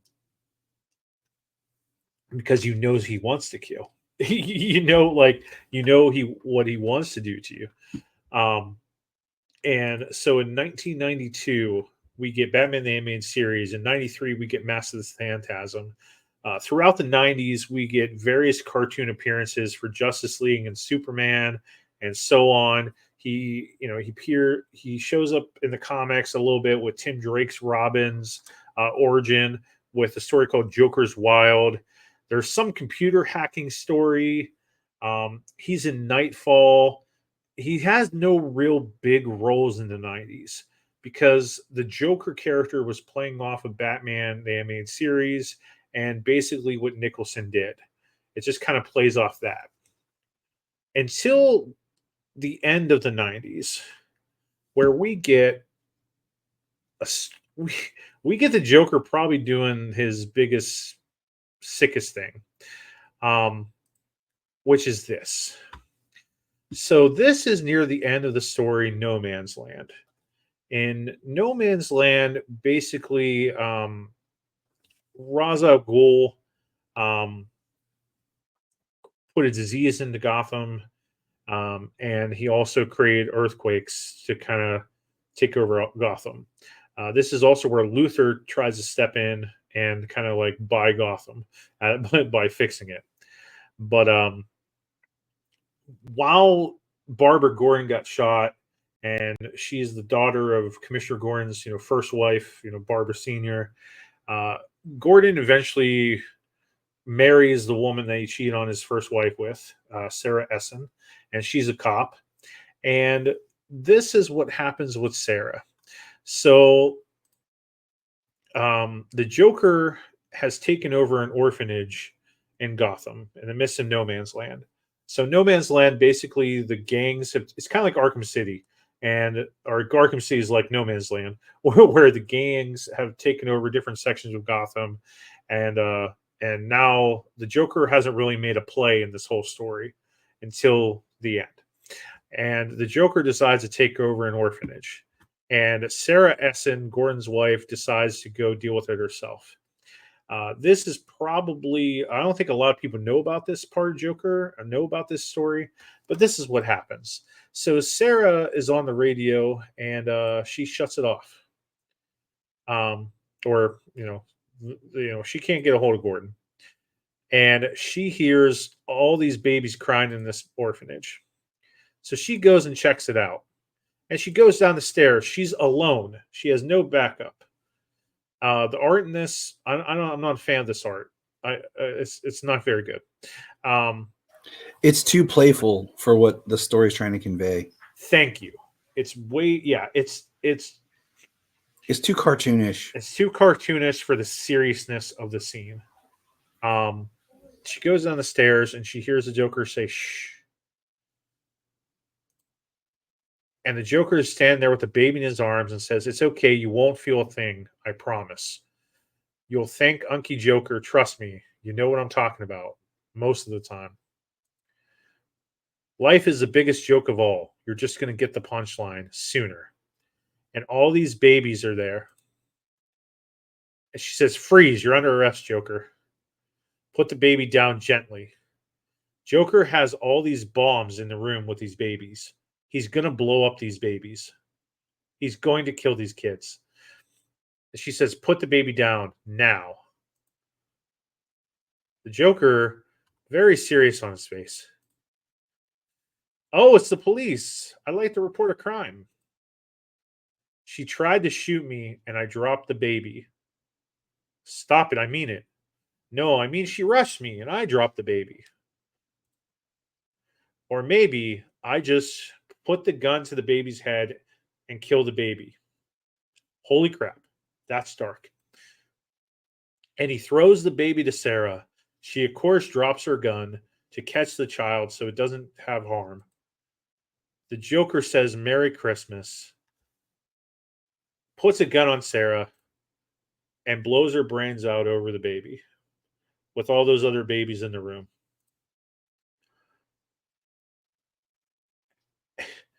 And then he walks out, and there's Gordon running up and Batman arriving. And he says, "I surrender." Wow. Yeah. So I feel like that was like an attempt, like, okay, we need to make the Joker dark, edgy again, and unpredictable. And this is what we're going to do. Like, we need to end the millennium on something so dark for the Joker. Like, yeah, it's wow. So after that most serious story, so if you're keeping track here, we have Barbara Gordon shot in the spine. We have, Gordon pretty much probably raped by the Joker himself. We got Jason Todd murdered. We got Sarah Essen killed by the Joker. And then as we enter the millennium, the Joker has some like interesting stories. Like we get Emperor Joker, which Joker gets Missile Plicnic's powers and kind of like creates his own universe. It's okay. It's not that great of a story. It's because it's more Superman. It's a Superman story for sure. It's not bad. It's not horrible. It's just not as good as it could have been. Yeah. And then we get the Joker returning for Batman Beyond Return of the Joker, in there, and we get the Joker Last Laugh story, which the concept of it is the Joker is told that he's dying, and he decides to have like the doctors believe if we tell the Joker he's dying, that it'll reform him somehow. But when the Joker finds out that he's not dying, he decides to kind of go crazy. But it's not that great. That's in 2001. The Emperor Joker is in 2000. In 2003, we get Batman Hush, and we get this iconic cover where the Joker, kills, supposedly kills Tommy Elliott. The Joker kind of is like drifting away in comics and stuff right now. We get Batman Broken City. We get a whole war with like Riddler and Hush about Joker's wife's murderer and Hush being the better villain. We get something like that. We get him in the Batman cartoon. Then we get, of course, one of the most iconic Joker stories, a follow-up to Death in the Family. We get Under the Red Hood. Highly recommend you watch the movie if you don't read the story. It is one of the best Batman movies there is. But we get this concept of that the Joker should have been killed by Batman a long time ago, which we covered in our Batman Day podcast. Good times, good times. Yeah, it was very good. In 2006, this story is in 2005. In 2006, we get Batman and Son story where Grant Morrison takes over Batman again, and a Batman impersonator shoots Joker in the face. We get in 2008, we get Batman Rest in Peace, Final Crisis. We get the movie The Dark Knight. We get Azzarello's Joker. We get Mortal Kombat versus DC Universe. We get so much Joker in 2008. And we, of course, get this Joker in 2008. And then we also get this Joker story by Brian Azzarello, where the Joker skins a dude alive. He sexually assaults a woman. We get a very serious take on Joker.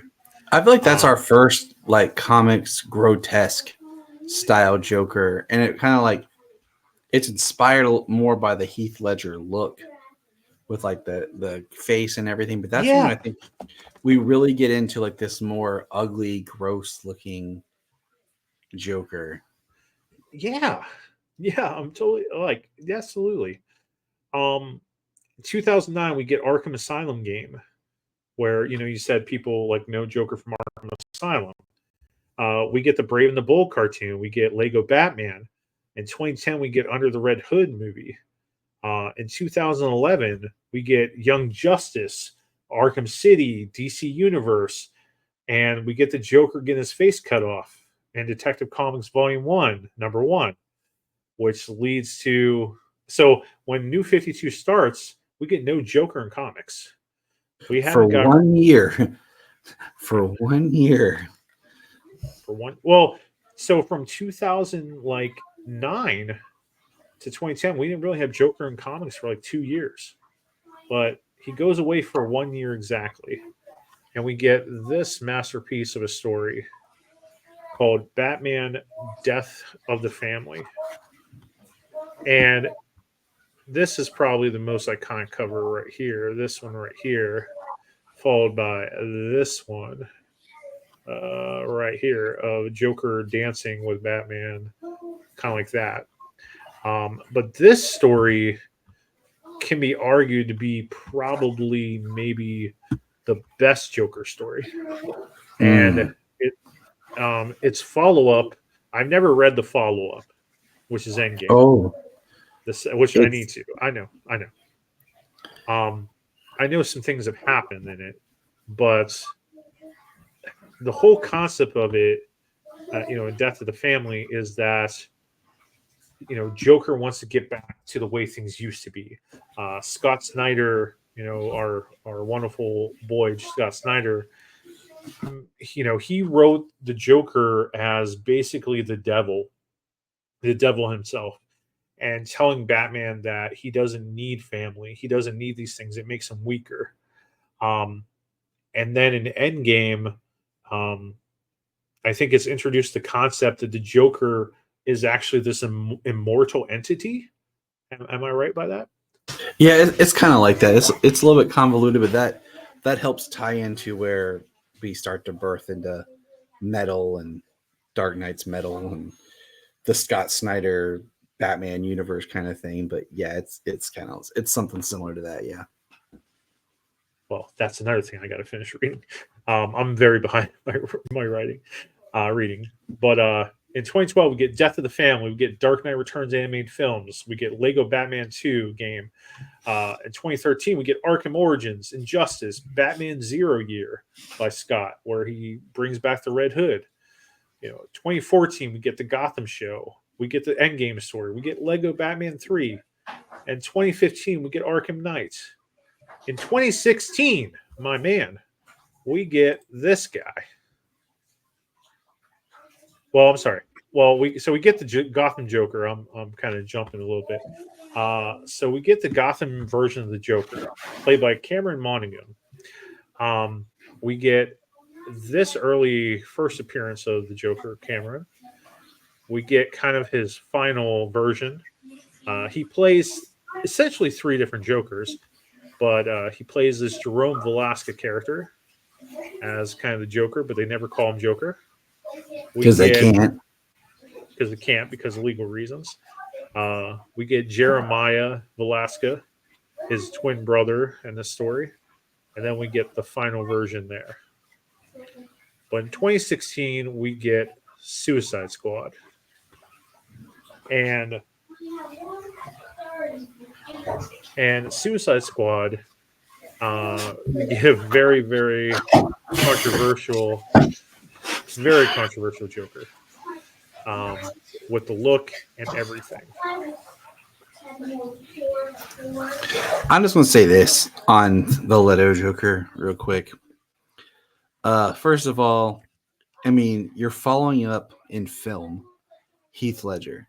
So you got to do something kind of different. Okay. You just can't do the same thing. Two, most of his performance in that movie was cut out. I mean, the David Ayer, the director, has gone on record about like the stuff that they've shot. And there's stuff teased in the trailer. So much of his performance and scenes are cut out and mismanaged that it gives a very weird personification. So I try to reserve judgment because I feel like there's more there. But I will say this on the positive. I love his hair and I love the way they make his skin look with a very clean Joker. I would have loved if he hadn't had the tattoos. Like I don't like that choice. It is a choice. But like if they had done more of this, because this goes back to what I was talking about, like you go from the grotesque carved face Heath Ledger, you have the fixed smile in Jack Nicholson, but now you have the just kind of painted lips, and then he has a smile on his hand that he uses as a gag. So it is a different style, but still comic accurate. And I wish we would have gotten more of this, like I said, a cleaner skinned look on the Joker, because the hair cut like it is very Scott Snyder referenced, because where we go next, I'm like, holy I don't want that. So just No, I got you. So we get Leto Joker 2016. We get many Joker stories in 2017, Lego Batman, Injustice 2, Batman the Enemy Within, the Telltale sequel, Batman White Knight. We get this War of Jokes and Riddles. We get Dark Knight's Metal, which is pretty awesome. 2018, we get DC Supervillains game. We get the Batman Who Laughs. We get this Batman Wedding, where I think Joker tells Catwoman not to marry him. I don't know. I didn't read it. But that's kind of what I heard. 2019, we get the Joker film. And we get the Harley Quinn show. We get Joker Killer Smile. We get Batman Last Night on Earth. We get this Joker. Indeed. Interesting. Not really the Joker. In 2020, we get Death in the Family interactive film. We get the Three Joker story. We get Joker and Harley Criminal Sandy. We get Batman the Smile Kill. We get Death Metal. We get the Joker War. Can I Yeah. just say, can I just throw out there that the Black Label Harleen book is a really good book for Harley, and I think I made a pitch on my requel movie pitch for that as a series, and I think people should Mhm. check that out and check that book out because I wish they would have used that more as a backbone start for a Harley Quinn character. So when we had this explosion of Black Label books, like you were just naming, of all these Joker books, like that was one that was adjacent to Joker. I liked. Yeah, I haven't checked that out.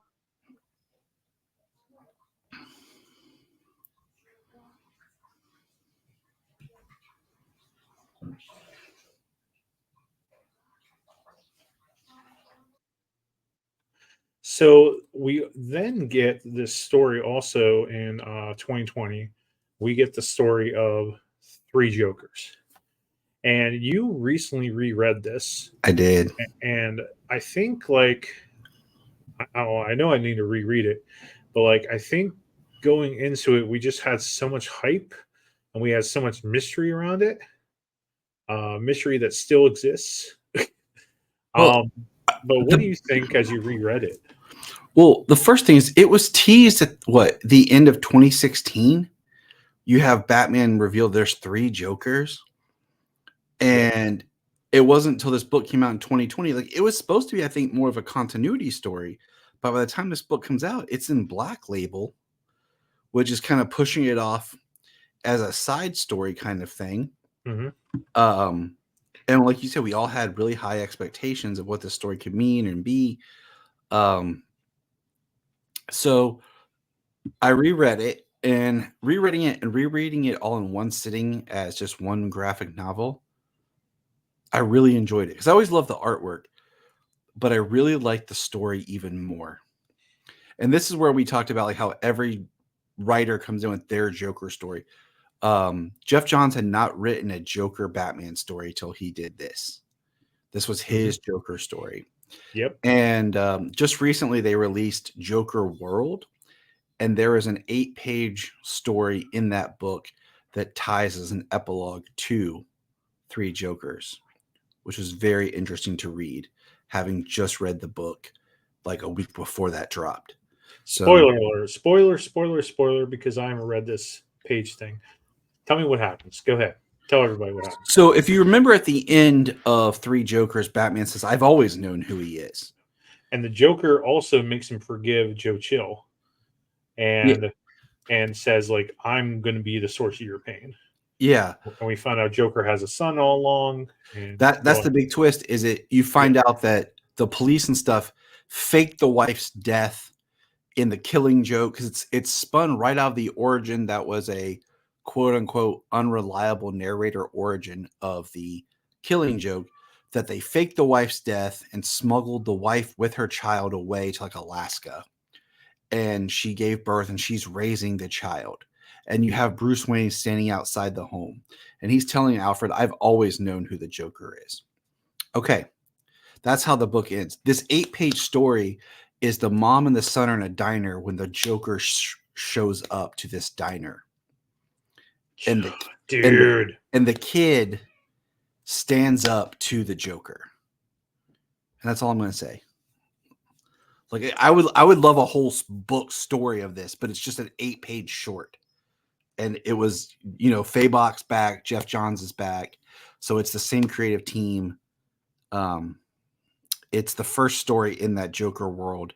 Now they did release a free version for Batman Day, which was only like 4 pages of it, but on the app, the whole story is there. So it was good, So and the Joker shows up in Alaska in a diner, yeah, meaning that he knows.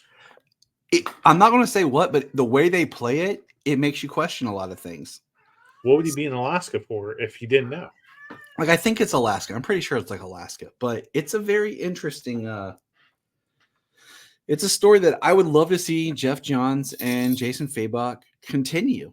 Um, because like I said, I love their art, and they made it that it's their own version of the story of the characters. Um, like I said, you reread Three Jokers. I think because of time, like anything, like we've gone away for what we thought it was. It's settled. It's been long enough. Yeah. It's my 8 o'clock alarm. Excuse me. You'll come with it with a new appreciation, because like I said, I really enjoyed it more reading it the other night. Like I meant to just start it, but I ended up just reading the whole thing. Yeah, I don't blame you. I don't blame you at all. But recently we had this story, and this is before Infinite Frontier and like the Joker having his own series again. But we get this story, and I haven't read this yet, but it's supposed to be the final battle. And this Joker and Batman. And this is James Tynan's My Joker story, which wasn't that far after, the Scott Snyder stuff. So where it really felt like, and we're getting all this stuff in between. So it really feels like we're getting enamored with Joker. Yep. So Batman Joker War. Did you read any of this? Oh yeah. Okay. So like the Joker takes all Batman's money, all his resources, and that's it. I mean, there's a lot of crazy stuff that happens in Gotham, and you have interweavings with the other characters. But yeah, one of the biggest things out of it was that Joker left Batman penniless, quote unquote, because he always has money, but he's not the head of Wayne Enterprises anymore. He's not the billionaire that he was. So, I don't know. I need to reread it. Just like I didn't read Fear State, like the whole James Tynion stuff. Like he's a great writer, but I feel like he's trying to be Scott Snyder. No, he's definitely Scott, like Scott Part 2. Like, yeah. I want to touch on this real quick. In 2021, we get Zack Snyder's Joker of Leto. And we also get Suicide Squad Get Joker. We get Joker Presents this Puzzle Box. We get Infinite Frontier. We get the Joker new comic book series in 2021. We get more Joker. But and we're gonna rank our Jokers in part 3 of this story, or of our podcast on the Joker here.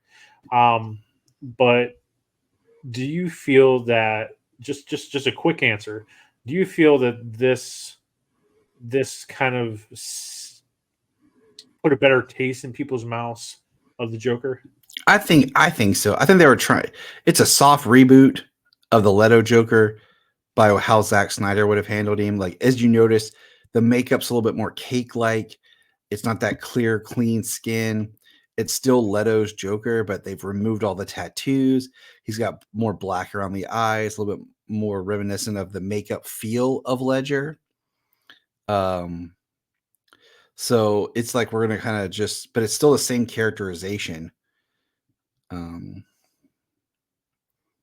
I think they were trying to keep it alive and show like that. I think Leto had potential to be a really good Joker, but he wasn't really given the opportunity to.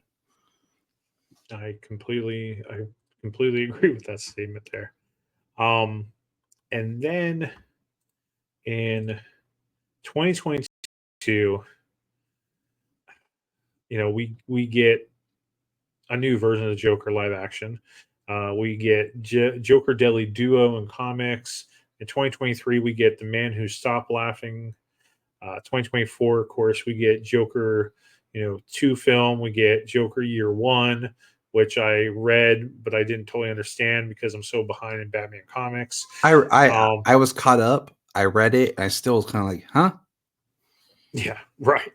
In 2025, well, let's hit back at this real quick. What do you think of this Joker? What do you think of Billy's Joker? I'm just going to save all that when we actually rank our Jokers, so we can really hit on the individual performances in our rankings. my first opinion of it, I really hope they clean him up. Yeah, That's I all mean, I'm going to say. I said that earlier about like how we Yeah. went more grotesque and coming from Ledger, and then like I said, we were getting into a cleaner look with Leto minus the tattoos, and now we're jumping back to even more of a horrific. I don't want horrific, and we'll talk about that Mhm. more. Yeah, absolutely. Um, so next year is 85th anniversary of the Joker. Um, keep that in mind as I ask this question here to finish up part two of our Joker podcast. With the history of Joker here. What do you feel?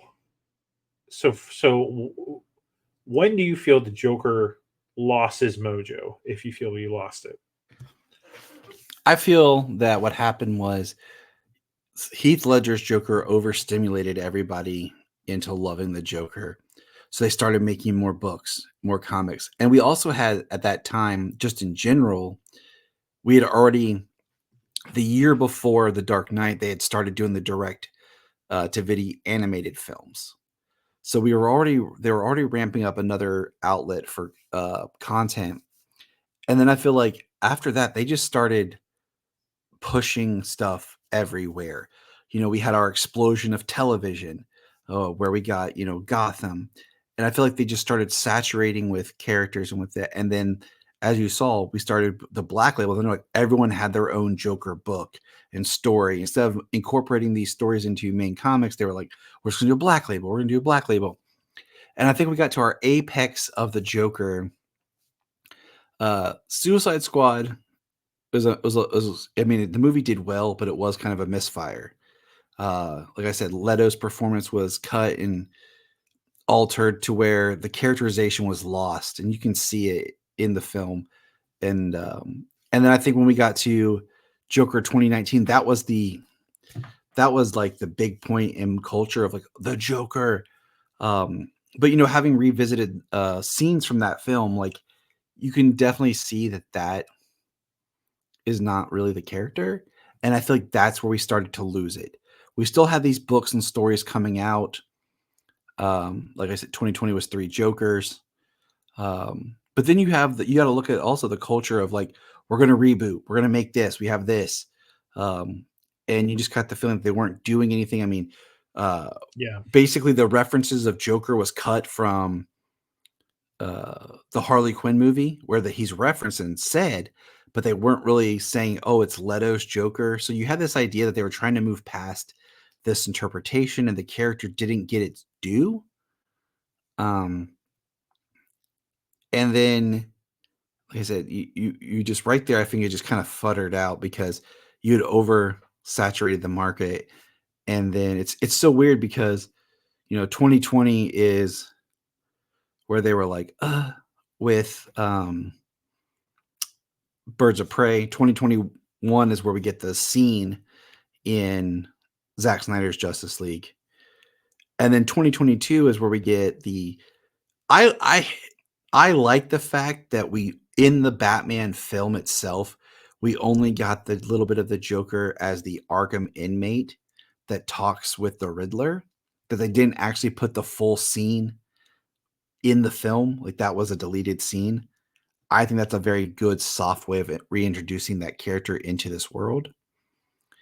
yeah, And I really feel like we kind of right there at like around 2020 is where we just kind of lost the Joker rhythm. In comics, you had 3 Jokers come out and it was a success, but it was kind of divisive. And that's, I think, where it just kind of went like that was it, and then we kind of were like, trying to do something. And then right now, I think with Folie, we've kind of put the nail in the coffin of how powerful this character is because you've sanitized the character and you tricked everyone into believing that this was the character. And Matt Reeves has a mission ahead of him to rebuild it, because you have to look at it as you have comics and then you have just all audience culture.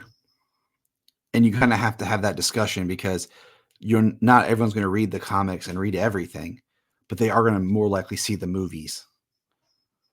So I would say that the era where he lost his mojo, if you will, is 2016 with the first picture of Leto's Joker oh, in the that first Macaulay picture was Culkin type stance. that first picture was horrible. My friend, I showed him that because just days earlier, him and I had had a conversation about what we would want from a new Joker if we were to get one. And then a few days later, we got that picture and I sent to him. He literally asked me, "Is this a porno Joker? Like, is someone doing it?" And I was like, "Nope." I mean, it was a horrible picture. Yeah, I agree. I think that's where the Joker started going downhill. Not necessarily in comics completely. I think that Snyder has been doing amazing work with the Joker and stuff, um, and other writers seem to be doing okay too. I think when Snyder touches the Joker, Scott Snyder, um, everything he touches is magic when it comes to Batman, in my opinion. Um, I haven't fully read Death Metal or anything like that, but I just Death in the Family is just so good. Um, so I think 2016 with that release of that picture going into the Suicide Squad movie, I think that's where he just really lost it, and I don't think he's got it back, especially with this filet au doigt, um, you know, blow, which it really wasn't even the Joker anyway. That's just my opinion. What do you feel is the best era of the Joker for the Joker period? Like, what do you think is the best era with comics, movies, whatever? Man, that's tough because I would say if comics is tricky because I think you did a great job of breaking it all down. Okay, let me rephrase that. Well, no, I won't ask you that. Let me just ask you this: what do you think is the definitive? Because we're gonna go in our rankings in part three here. What do you think is the definitive Joker story? Like, this is the best Joker story. Story, Yeah, or in comics. Jesus.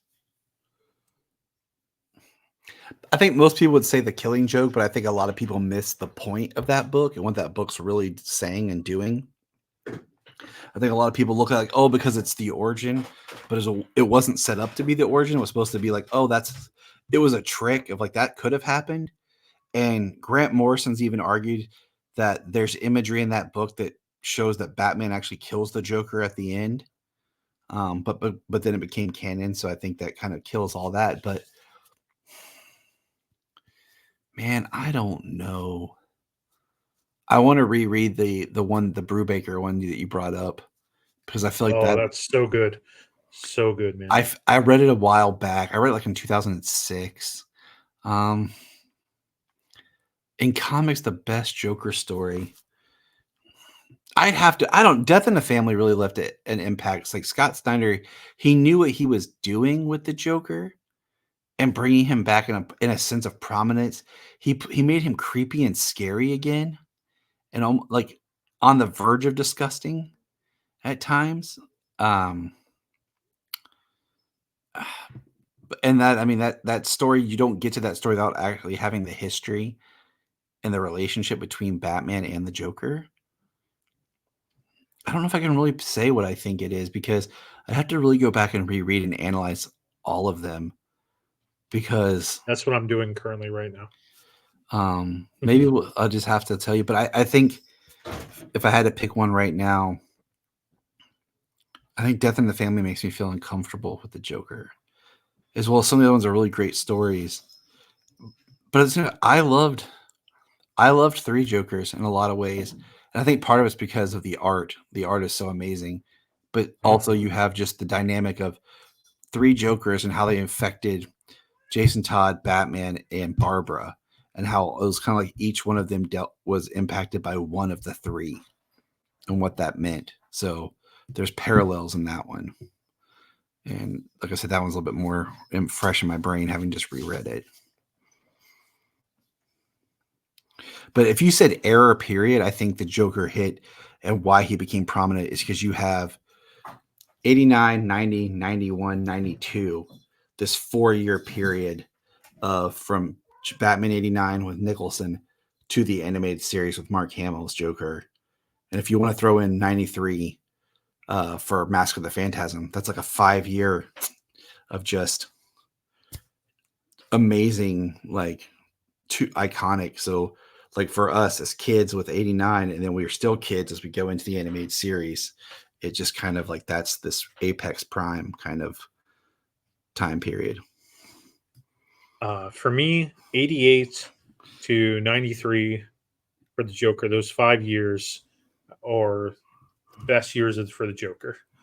With Killing Joke, Death in the Family, Batman 89, Batman animated series, and then Mask of the Phantasm. See, there you Like go. those are the definitive years. Those 5 right there. Where he lost to Mojo was 2016 with the Leto Joker picture. His most definitive story, and I lost Tyler. With his most definitive story, those 5 years are the best of the Joker. That 88 and like 93 mark. Jared Leto picture of Joker is where everything got ruined. I think the best Joker story is Death in the Family, and probably Endgame backing that up with Joker, Last Night on Earth, or Batman Last Night on Earth as the part 3, epilogue closing that. Scott Snyder, whatever he wrote about the Joker and Batman, that's where it's at. But if I were to give somebody one Joker story for them to read, I would give them The Man Who Laughs by Brubaker. Yeah, I think Because after we record, I'm gonna go reread that. it's so good. So next year, to end this part 2, next year is the 85th anniversary of the Joker. They got to do something, and what do you think could get the Joker back on track? I think what we need some sort of characterization. And I'm going to say this, not having seen the film, but just kind of the vibe I'm getting.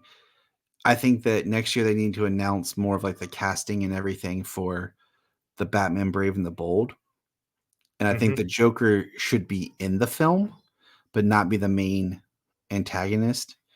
And they need to have a version where people see like, oh, that's the Joker. Like it's a comic accurate Joker without. I think Gunn will make sure that happens. And I say that because it seems like a lot of his casting is so like you just look at him like yes, yes, yes, yes, and the imagery, it needs to fall somewhere between Nicholson and Ledger type thing. It needs to be enough that it's the Joker, but I can watch it with my kids. Yeah, you know what I'm saying? Where he feels kind of dangerous and scary again, but at the same time, like I, both my kids have watched every Batman film there is right now. And that contrasts with what Matt Reeves is going to do, where he's going to take and have the character and it's going to be a little bit darker. But I still think that he needs to clean up the Joker and move away from the grotesqueness. Because if say that we don't get anything from James Gunn with the character just yet, and Matt Reeves is what we're going to get, we need a version that we can kind of like, okay, I like this without being like, yeah, but man, like he just looks horrible. Like I don't want to watch this because he looks bad. Like I want to be able to see my Joker interact. I don't want to be like, I don't want him to look like the Toxic Avenger. I think they need to put something, a really good, and the problem is we don't really know what's going on because we don't have any new animated films coming out or anything. So like something like that would have been great next year, like a really good Batman, like even the Brubaker story as an animated film could have been something great to put back. But if you need to put the mojo back in the character, I think you need an actor that everyone's going to appreciate as the character, and it's going to feel like the Joker and not feel like a version of the Joker, a take. Because we got to think mass media. We got to think mass media, not just the comics. I think we needed. I think greatly amusing. We're all about horror here. We're all about spooky stuff. But I think the Joker needs to be scary. You need to take him serious, but he shouldn't give you nightmares. You should be able to see it with your kids. He should be like fun and creepy. But he's not a horror icon. And I mean, like, it's one thing if I go into something with the idea, like, oh, it's a horror show. Okay. It's another thing when I'm just like, because my kids love the animated series. Like, currently, right now, they're about to go to bed, but they asked to watch one episode of the animated series before bed. So they're currently in the other room watching an episode of Batman the Animated Series. Heck yeah. I mean, I wouldn't say that Joker is a horror icon, but I would say in terms of evil and and villainry, in that side, I'd say if anybody made him somewhat of a horror, more of a, I mean, but the Joker should be scary, and that's why we have to talk about him, but not nightmare fuel. So, thus ends our second part of Joker. This Joker series. Starting on part 3 right now, Tyler, is time for us to rank our Jokers. We've come to the third part of this, and the moment probably everybody's been waiting for. So we are ranking live action Jokers. There are some Jokers that we will leave out. So let me like if we rank like Joker adjacent characters, like and I joke when I say that because they tried to do a version of a new Joker on Batwoman, which was horrible. no, not but counting it. but if you watch The Flash, I think it was in season 2 when he goes to Earth, or was it season 3? It was season 3 when he goes to Earth 2, and the trickster on Earth 2 is very much the closest you'll ever get to seeing Mark Hamill playing a live action Joker. Yes. Yeah, that's not on the list. So I'll recap for you who we're gonna discuss. So according to Entertainment Weekly, here's your list of everybody that's played the Joker live action, and they didn't miss anybody. So we have Cesar Romero.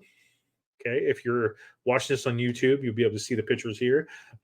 If you are not on our YouTube page, just look up Cesar Romero Joker, or every actor who played the Joker, Entertainment Weekly. So Cesar Romero Joker, most people know that guy. We have Jack Nicholson Joker in Batman 89. We have, this is the one we're not going to rank. We're not going to mention this guy. We have Roger Stoneburner, who's in the Birds of Prey, extremely briefly. He's only That's shown a glorified cameo. Come on. Like, it doesn't count. It's not going to work. We have Heath Ledger in The Dark Knight. We have Cameron Monaghan in Gotham. I wish they would have chose a better picture for him, but it works. We have Jared Leto in Suicide Squad. So we are going to rank every version of Cameron's Joker. Oh, which so are three different ones. Dang Yes, it, dude! We're gonna separate them. I went by actor instead of version. I know you did. I know you did, but as I was doing this, and I before we were starting this episode, I was like, no, I think we got to separate them. So 3 different versions, 2 different versions of Leto's Joker. Yes, I'm going to split them in half between Suicide Squad and Snyder's version in the Snyder cut, even though it's just like one scene. We have Nathan Dashwood and Batwoman. That's the one you were mentioning. That was kind of flashbacks. I'm not counting it. That's out the window. Joaquin Phoenix, Joker, and Joker Folie, Deux. And then we have Barry Keoghan's The Batman. Okay. So once again, we have Cesar Romero, Jack Nicholson, Heath Ledger, Cameron Monaghan as Jerome, Jeremiah, and Evolved Jeremiah is what I call him. Leto in Suicide Squad, Leto in Snyder's Cut, Joaquin, and a little bit better picture of Barry. Okay. So, Tyler, here we go. I hate Okay. these ads on the side, but we're ranking them. You're number Okay. 10. Who you got? Hold on. I gotta fix it all. That's what I'm trying to. Because like I You're said, okay, buddy. oh, Phoenix. That's easy. It's Joaquin Phoenix. Joaquin Phoenix is your number 10. Yeah. Like, no question? Yeah. No question. Okay, that's fair. Um,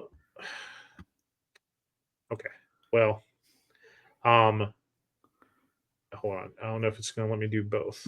Well, I'll get your rankings, then we'll do mine. We'll do it that way. Okay. You're number 9. Hold on. Like I said, I gotta redo it all because I'm sorry, buddy. I went by actor considering both roles, and you've just split them into. I know I screwed you up.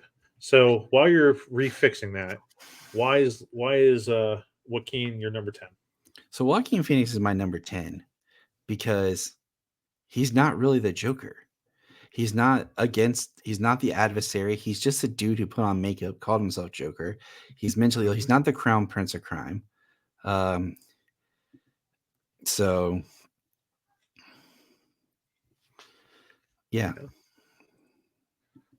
No, I think I'm with you. I'll see if this will let me do this here. What you'd have to do is I think you'd have to load the pictures twice. And that way one picture could be yours and one picture would be my representation. Yeah, you knew what I was going for. Okay. Let me see if this will. Okay. All right, it will move it. Okay. My number 10 is also going to be Joaquin Phoenix. I think that's I kind of figured that's where we're gonna be. Because yeah, I think I got them all. Yeah, he just like going back and watching his scene when he's on the Murray show. There's Mhm. such a vulnerability where you can just at any moment feel like he's gonna bust out and cry. Um. So Yeah. yeah, I just feel like he was overrated and blown up, but he's not really the Joker. He's just and I think the problem is, like I said, the new film retroactively makes the first film diminished. Yeah, it ruins him. Like I probably would have ranked him higher had the second movie not came out. I wouldn't have, but I would have had more Uh, respect for him. yeah, I would have. Okay, that's fair because he's not the Joker. Like he never was. But I liked that 2019 movie. I really liked it. But it wasn't the Joker. It's a movie about mental health. So I rank him number 10. So Tyler, number 9. This one, I'm gonna go with Jeremiah. Jeremiah. Evolved Jeremiah No, just or regular that one. regular Jeremiah. Okay. Because he didn't get a whole lot of time on the show. And he's a little I'd have to go back and really watch. Like I've watched some of his stuff recently, but he's more quieter. And I like because he is more of that cleaner Joker I talked about previously about like the hair, like the skin and everything. Uh,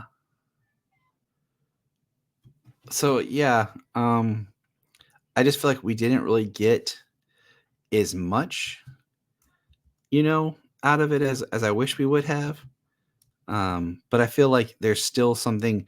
He's a much more cold and calculating Joker persona. There's not as much humor to him.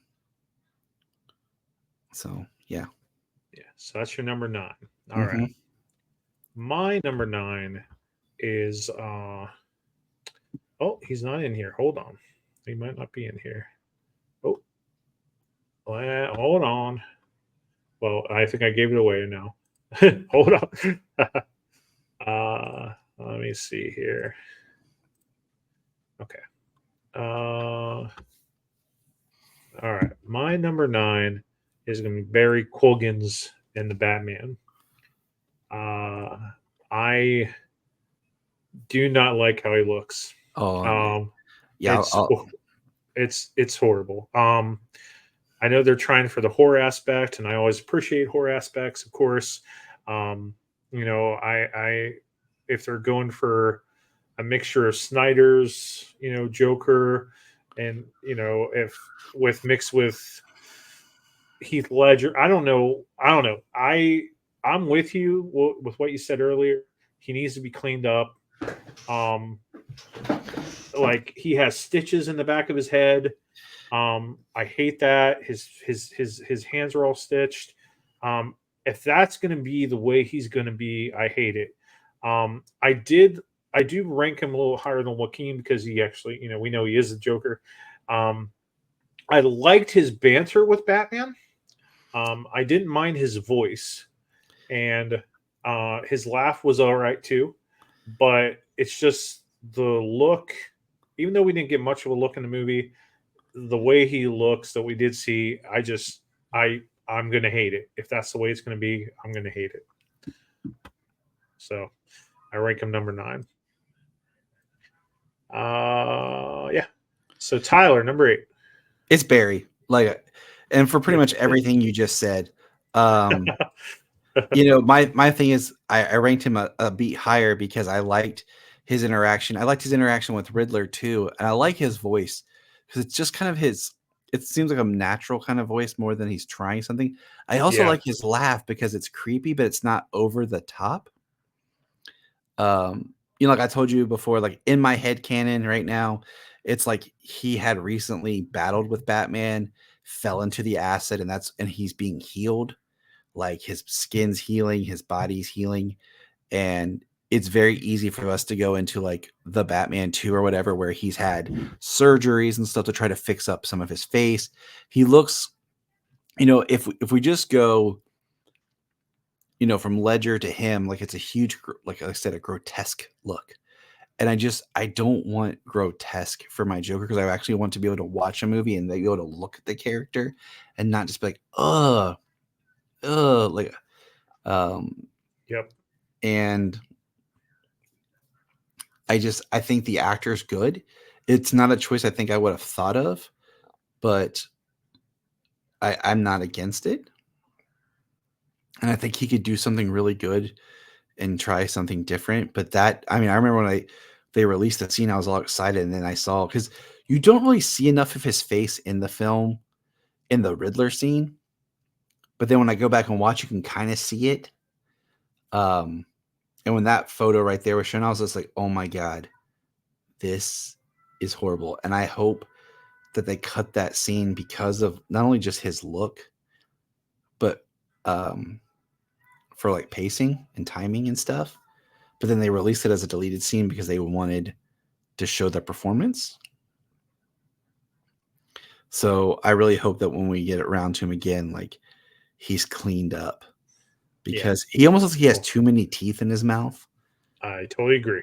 I just don't want to deform, kind of like, oh, he's the Joker because he was born deformed and has this issue. Like, no, like, nah, let's go back to something else. All right. So, yeah. Okay. Yeah. I was going first with the round? Yeah. It's your turn. All right. My number 8 is going to be,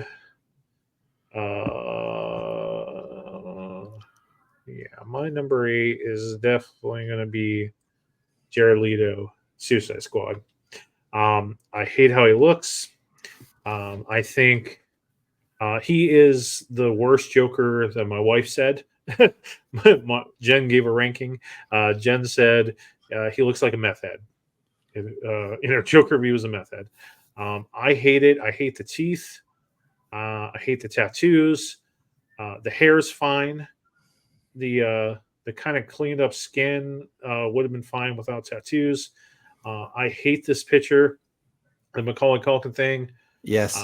I don't think that any of the added scenes would have helped. The smile as a tattoo on his hand.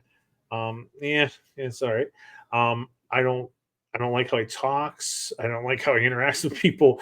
The only scene that he has that I kind of liked was when that guard is there and he walks in, and and like he like kind of like smacks his shoulders and stuff and like talks with him, and I forget all what he says with him. Oh no, that's the best scene in the theatrical cut of Jared Leto's Joker. Yeah, that one was okay, but where he's talking to Harley and he's like, you know, oh, I'm not gonna kill you, I'm just gonna hurt you real bad with the thing. It was just weird, and like, yeah, I don't like it. So he's my number 8. All right, what do you got? Who's your number 8 or your number 7? It's Jared Leto from Suicide Squad. Jared Leto's Suicide Squad. But just piggybacking off everything you said, next year I'm going to be doing a review of the Suicide Squad novel. Like it's been on my list because that's the closest thing I think we'll get to the true story, because the novels are always written off the shooting script and not always. So I've been wanting to do that for a little while, but I think I'm going to do it next year as a special. Everything you said is accurate. Thank you. There's things, like I said, you're coming off of, you have to reinvent this character from Heath Ledger, because when you go from Romero to Jack, there's this huge gap of like 20 some years. When you go from Jack to Ledger, there's this huge gap, but you're going less. There's 7 years between Ledger and Leto. I would have leaned more into a rock star style Joker and not like a gangster, but that's also David Ayer's thing. If you look how he in his other films too, he's very much street criminal from like the LA crime scene. So that's very much his aesthetic. I definitely don't like the tattoos. I like some of his makeup because it's just different, like as far as where they did the eyes and the lips. But that scene where right there from that scene, I love that's my favorite scene of his, because he plays really cold and creepy and then out of it, and it's kind of funny and playful to him. That scene, and then the scene in the extended cut between him and Harley, where she chases him down on the motorcycle and he has her jump into the chemicals. His laugh was it was okay, but like I said, like he was trying to do something different. I would like to see the deleted scenes, because they re-edit the scenes, because in the movie, like between him and Harley, he physically abuses her. He kicks her off the plane, but they tweak this stuff to make it look like he actually cares about her. There's scenes that were cut where he had the grenade, and there's a lot of imagery straight from the comics that they used to reference him. Even in like if you go back and you watch that first leaked Suicide Squad trailer, it feels completely different in tone than the second trailer, where they tried to make it like a Guardians of the Galaxy feel. I just feel like we didn't really get to see their performance. And I would have liked that, because then I felt like we could make an actual judgment call on the characterization. And that's what I hate about with a lot of studio interference, altering cuts and cutting things, where you give a performance. It's almost like reading a book, where if I give you, here, Brian, read chapter 2, then read chapter 4, then here's the last chapter, chapter 6. Well, you're like, well, what the heck happened in chapters 1, 3, and 5? Don't worry about it. Just go here. So I just try to lean with a little bit of like understanding of like, you did something, and maybe if we actually got to see you more than these quick little scenes, we would understand this version. And then we could actually talk about like what we really liked, didn't like, or how it actually played out. So, but I gotta hand it to him for trying something different. Yeah. Okay, that was your number 7. My number 7 is Leto in Snyder Cut. It's better. You know, he has great lines, that's for sure. With the line to Batman about a reach around, and the tattoos are gone, but the black makeup around the eyes, and then like the laugh at the end is still trying a little bit too hard. It's a little bit better, but not a whole lot. I would have definitely wanted to see more of that version of the Joker than the one in the Suicide Squad, but it's a little bit better, but not a whole lot. So, all right, Tyler, who's your number 6? I will say this straight up. My number 5 and 6 are pretty interchangeable. And I'm sitting here looking at them and I'm just like, eh, yeah. And the main reason is I think I'm going to flip them. I'm going to go Okay. Jared Leto for Zack Snyder's Justice League. Number 6. For what you were saying, Yeah. I do appreciate, like, he does give a little of a better performance and his looks better. It is funny because Leto wouldn't let him cut his hair because he had grown it out and everything. So that's why we have the long hair Joker, which is kind of neat too, because we haven't ever seen that. And I think in just that scene, like, it's a different little version. Like, you can definitely see it's a little bit darker. It's an adjustment. And we talked about real quick. You mentioned the teeth, the grill, and the teeth. Like, they had talked about the backstory that we never got to see was Batman had actually punched the teeth out of his head. Because if you looked at the Batman's gloves, they had like brass knuckle built into it. And that was supposed to be the story that we were supposed to eventually have seen. And that's why he has the fake teeth implants, which I probably would appreciate more had I seen that scene. So, but yeah. No, I got you. All right. So, yeah. So my number 6 is going to be Jeremiah number 1. I had to go back and watch some scenes because I couldn't remember him a whole lot. He's not in it that long. Yeah, it's not in that very long, but the reveal that he was like evil all along, and he pushes Bruce into like the grave with Jerome, and that he like doesn't he? I mean, kills Jerome. I believe he did, like kills him the second time, and then the scene where he's talking to Bullock and he has like kind of the cult with him, and he's wearing the glasses. Like I thought he kind of looked silly with the glasses, especially, and like kind of looked like the criminal Joker, but what he says, like how he talks to Bullock and Gordon, and like, I'm gonna kill Gotham. I'm gonna kill everybody, and and then like, you know what? I think I'm just gonna kill somebody for fun, and then he hits the dead man switch, and he blows up like a church. He like just to do it. I think he did very well. I do like Joker being cold and calculating. But like if you see this list here, we have a guy that's not really the Joker. We have a guy that just looks not good. We have a guy that looks absolutely ridiculous. We have a guy that was a little bit better. So, as Joker things, he's okay, but he's not how I want my Joker to be completely Right. yet. And I just checked. He appears in season 4, and I started rewatching Gotham season 4 because I realized I watched it, but that's the season I remember the least. It's like 4 and 5. So when we did our rewatch, we watched the pilot and then the finale and did like a comparison podcast on those two. So I just started rewatching 4, and I'm like 4 episodes into it.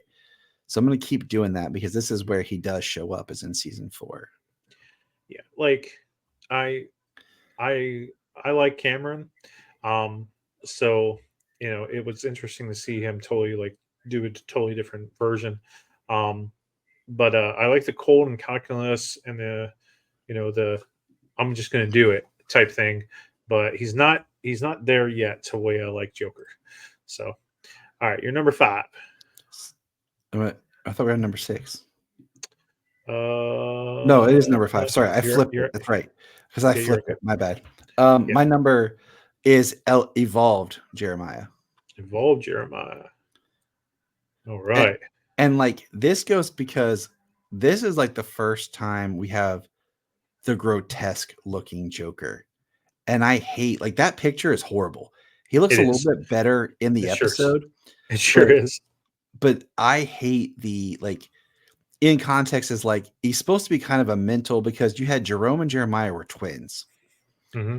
And this evolved Jeremiah is supposed to be kind of like the two twins are blended together as Yeah. one being. Yeah. Um, so there's a great line where he talks about I'm something else. He goes maybe Jack or and he starts singing like these J names and he's like I don't know but something more. And he gives such a like there's playfulness to it. His dialogue's good.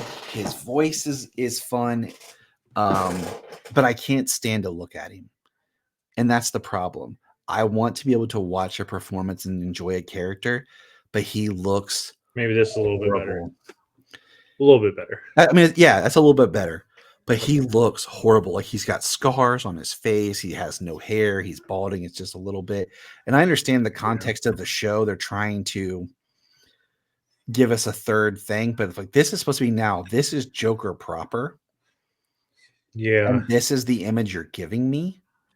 Like this is going to be the ongoing supposedly Joker. It is horrible. I just can't find a good look. I can't find a good picture. Well, this one is a little bit more creepier, but I think it's for me. It's the hair. I mean, like, yeah, it's the hair that does. Yeah, and that's it. Like the performance is great, but once again, like this is my first kind of foray into like the grotesque Joker, and I'm like, I don't want to look at this. Yeah, he looks like a really bad version of the Creeper from Jeepers Creepers, right there. But all right, I do. I think if the hair was different, it might be a little bit better. It would help. Like honestly, if you had a full head of hair, and my number 5 is the evolved Jeremiah, the J, if you will, whatever you want to call him. Mr. J. Mr. J. What would you call Mr. J? I liked him kidnapping Barbara Gordon as a child. I liked him putting her over a vat of chemicals. I liked how he just shoots, Barbara Senior to get to Barbara, Junior. I liked how he just shoots Echo and then he says, "Oh, there's other fish in the sea." Or no, he's like, "You'll never have a replacement." And then he's like, no, actually, there's other fish in the sea. I'll be all right. That's a Joker line to me. Like he just doesn't care. How he just goes and shoots, just to do it. And then his conversation with Gordon before Gordon stops him, and then when Batman throws a batarang, and also the fact that he like faked a coma, for like 10 years. Like and he waited for him to return. And this is the play I was talking about going back in our previous episode when we talked about the Dark Knight Returns. He faked he was in a coma until Bruce came back. Yeah. And he knows that Bruce is Batman. But it's like one of those things that he knows, but he's going to keep it a secret kind of thing. I mean, everyone freaking know that Bruce is Batman in that show, but whatever. Yeah, they did. But he's like, I had to wait for him to return. He's back. And that's when he comes out of it and we see who he really is. So yeah, like it's a good version. For the one episode we get him like this, but he looks horrible. Sure does, buddy. It sure as heck does. All right. This is where I think it's going to get even more interesting now. Now we're in the real talk. Who's your number 4? Cesar Romero. Cesar Romero. All right. And like I said, in our earliest chat, there's nothing wrong with his Joker. It's a perfectly fine Joker. Yeah. It's just it fits the tone of the show, the tone of the comics, and where the character was at that time. You look at my number 4 is also Caesar. So yeah, so there we go. Like I just gosh, our lists are pretty close. Our rankings are pretty dang close. And we did not talk about this beforehand. Yeah. But yeah, he's a perfectly fine Joker. He's more playful and cartoonish because that's where we were at the time. Yeah. I like for where we were at the time, he's 100% comic accurate. And I like because Like, his makeup is the smile. Like we hadn't got Mhm. into like the idea of the permanent smile, the surgery or the scars. Like we're looking at like this grotesque face that's been born deformed with his face peeled back in a smile when this is just a dude who put on a smile. Like well, this Joker, like, you don't know if this is like, I mean, you know it's makeup, but like with the story of this Joker, it wasn't introduced this vat of chemical stuff yet. Like, we didn't know why he looked that way yet. Um, so like, and the fact that Caesar refused refused to shave his mustache and he just put the makeup over it makes me respect him a little bit more. Like, because it still works.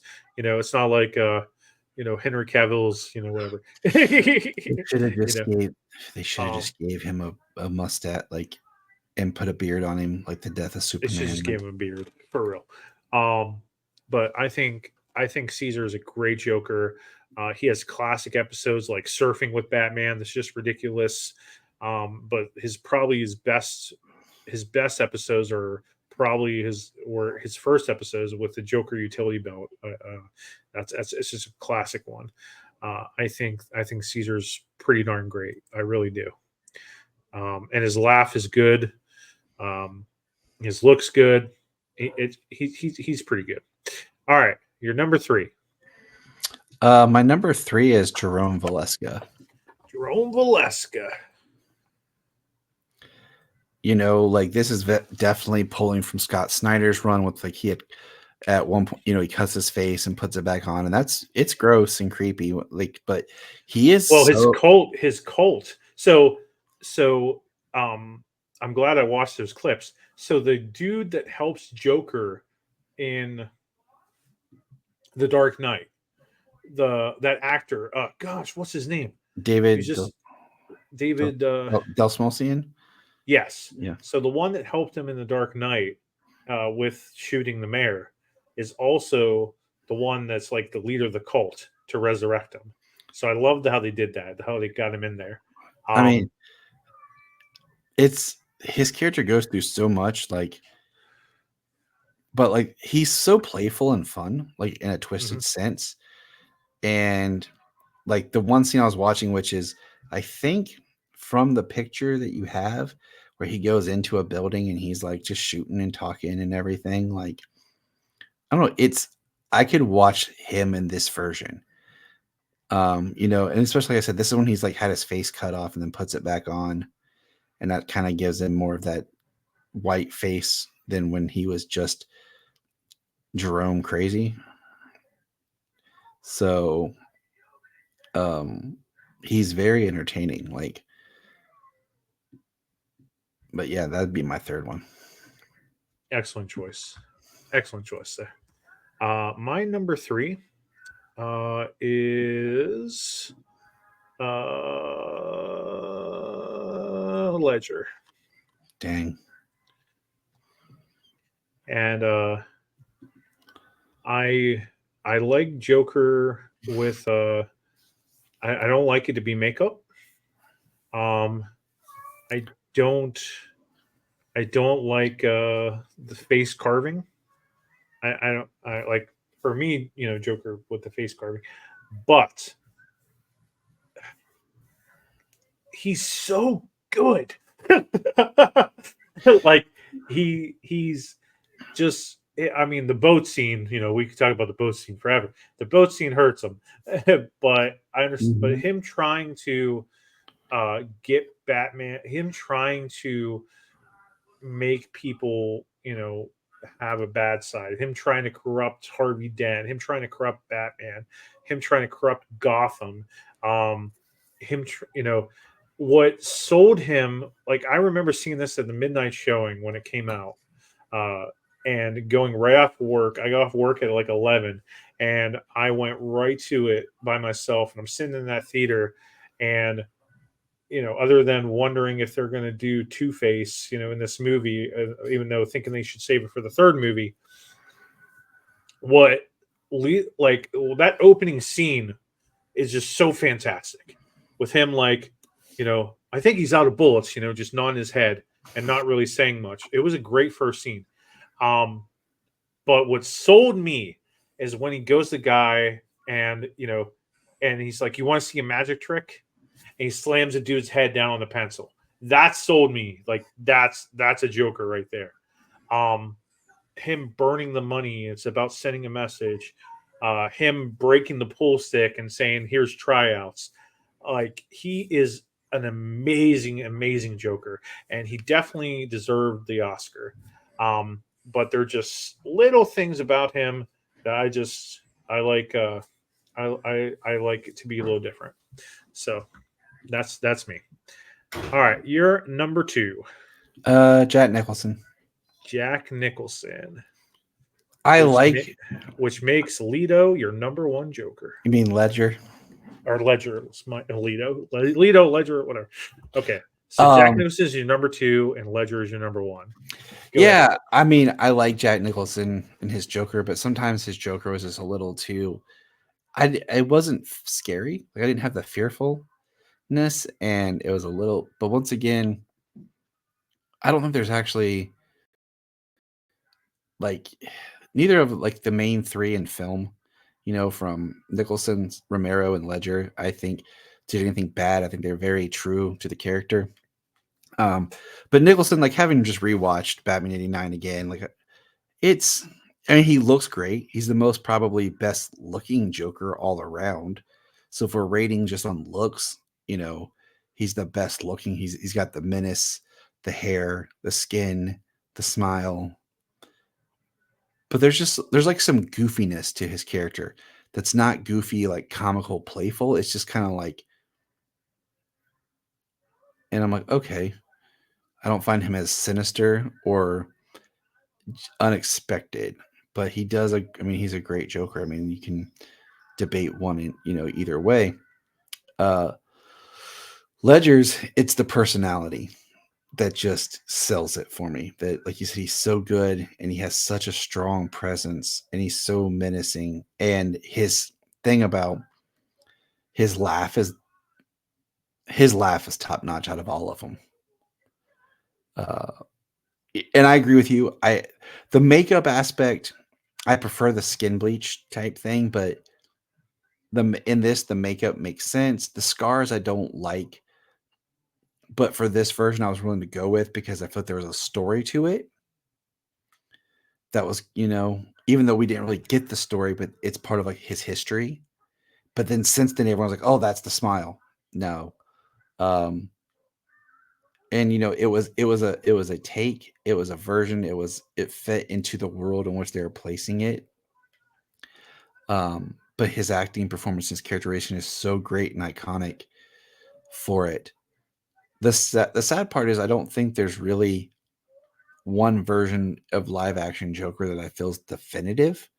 Because like I said, even with Nicholson, which I think people would default to, I still think it's still like there's a goofiness that doesn't always work. And with Ledger's, it's close, but his humor is there. It's just a little more dark humor, and I would like a little bit more playfulness with him.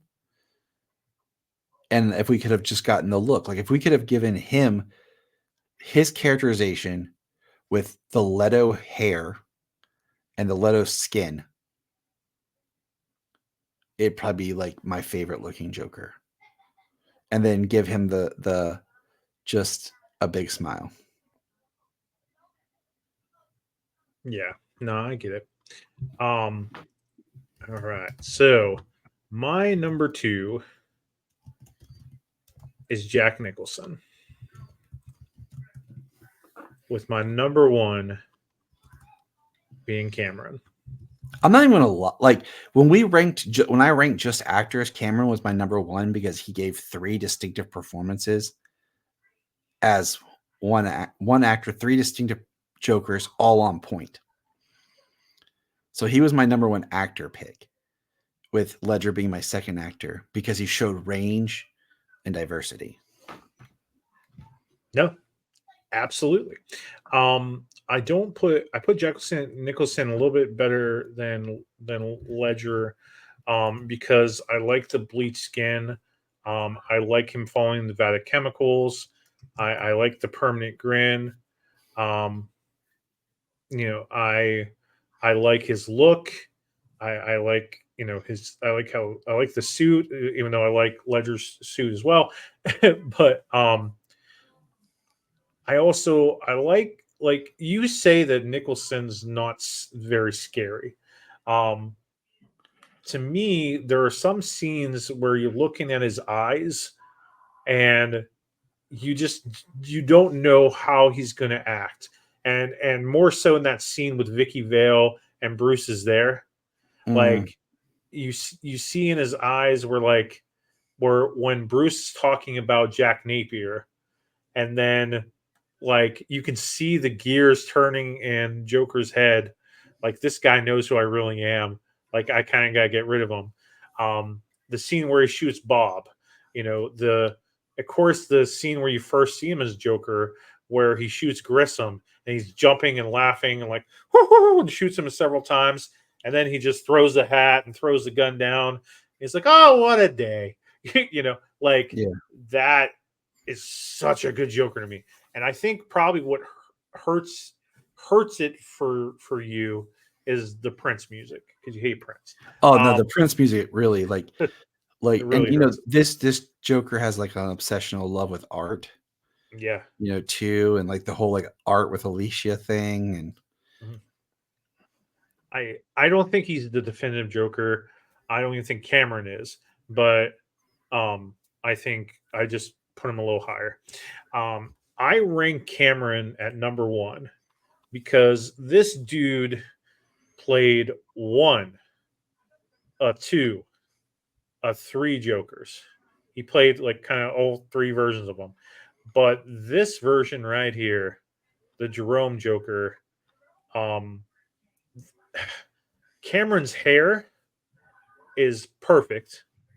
His face right there, perfect. mm-hmm. Um, Perfect for way I see Joker. And what sells me him in number one, other than like dropping bodies off of a building to to spell something, and like how he kills his dad, and does that whole thing, and his charisma, and his whole thing with Galavan, and like and his the scene. There's a scene where he wakes up after having his face cut off by the cultist guy, and he's with Leslie Tompkins, and he's asking her like questions like, "Oh, so you're not with Gordon anymore? Sorry, I was dead for a year." You know, uh, what happened there? Like him asking relationship questions, perfect. Like that's great Joker to me. And then him also asking like, "My memory's a little fuzzy. Did you and I ever have a sexual relationship?" Like, you know, and then like her like, "Hell no," and he's like, "Well, we probably should have," that type of thing. But what sold me the number one thing on him is this scene right here, where he's been selling the whole episode that he loves his mother, and like he's okay with her being a whore, and like all this stuff, feeding all this BS to Gordon. But when he gets caught and that old dude reveals that he's his father, like he tucks over and starts crying, and then he starts laughing, and we see the change in his face to this face right here. And I'm like, I just remember seeing that in 2014 and like, oh my gosh, this kid's amazing. And just totally sold me on him. I want him to come back as the Joker, to be honest I with you. was about to say he's 31 years old. Just James Gunn, bring him back for as your Joker. Let him reinvent for a Oh fourth my time gosh. the Joker. If Cameron comes back as a Joker, like I would be so happy. um so there it is, everybody. Like oh wait, hold on, let me add this back here. So going on our list here. So Tyler had Joaquin Phoenix as number 10, Cameron as Jeremiah number 9, Barry Joker from the Batman is number 8, Leto Suicide Squad 7, Leto Snyder Cut number 6, the Evolved Jeremiah or Mr. J from Gotham of Cameron, number 5. Romero, number 4. Jeremiah Cameron as number 3. Nicholson, number 2. And Ledger, number 1. And then Brian had Joaquin, pretty close list. I mean, yeah, it is. Joaquin, number 10. Barry, 9. Macaulay Culkin, number 8. Snyder Leto, number 7. Jeremiah, number 6. Mr. J or whatever, number 5. Romero, number 4. Ledger, number 3. Jack Nicholson, number 2. And Cameron, number 1. What a night of podcasting, huh? What is So we'll we'll release this as like 3 different episodes here, as you guys can see. And thank you, Tyler, very much for joining me.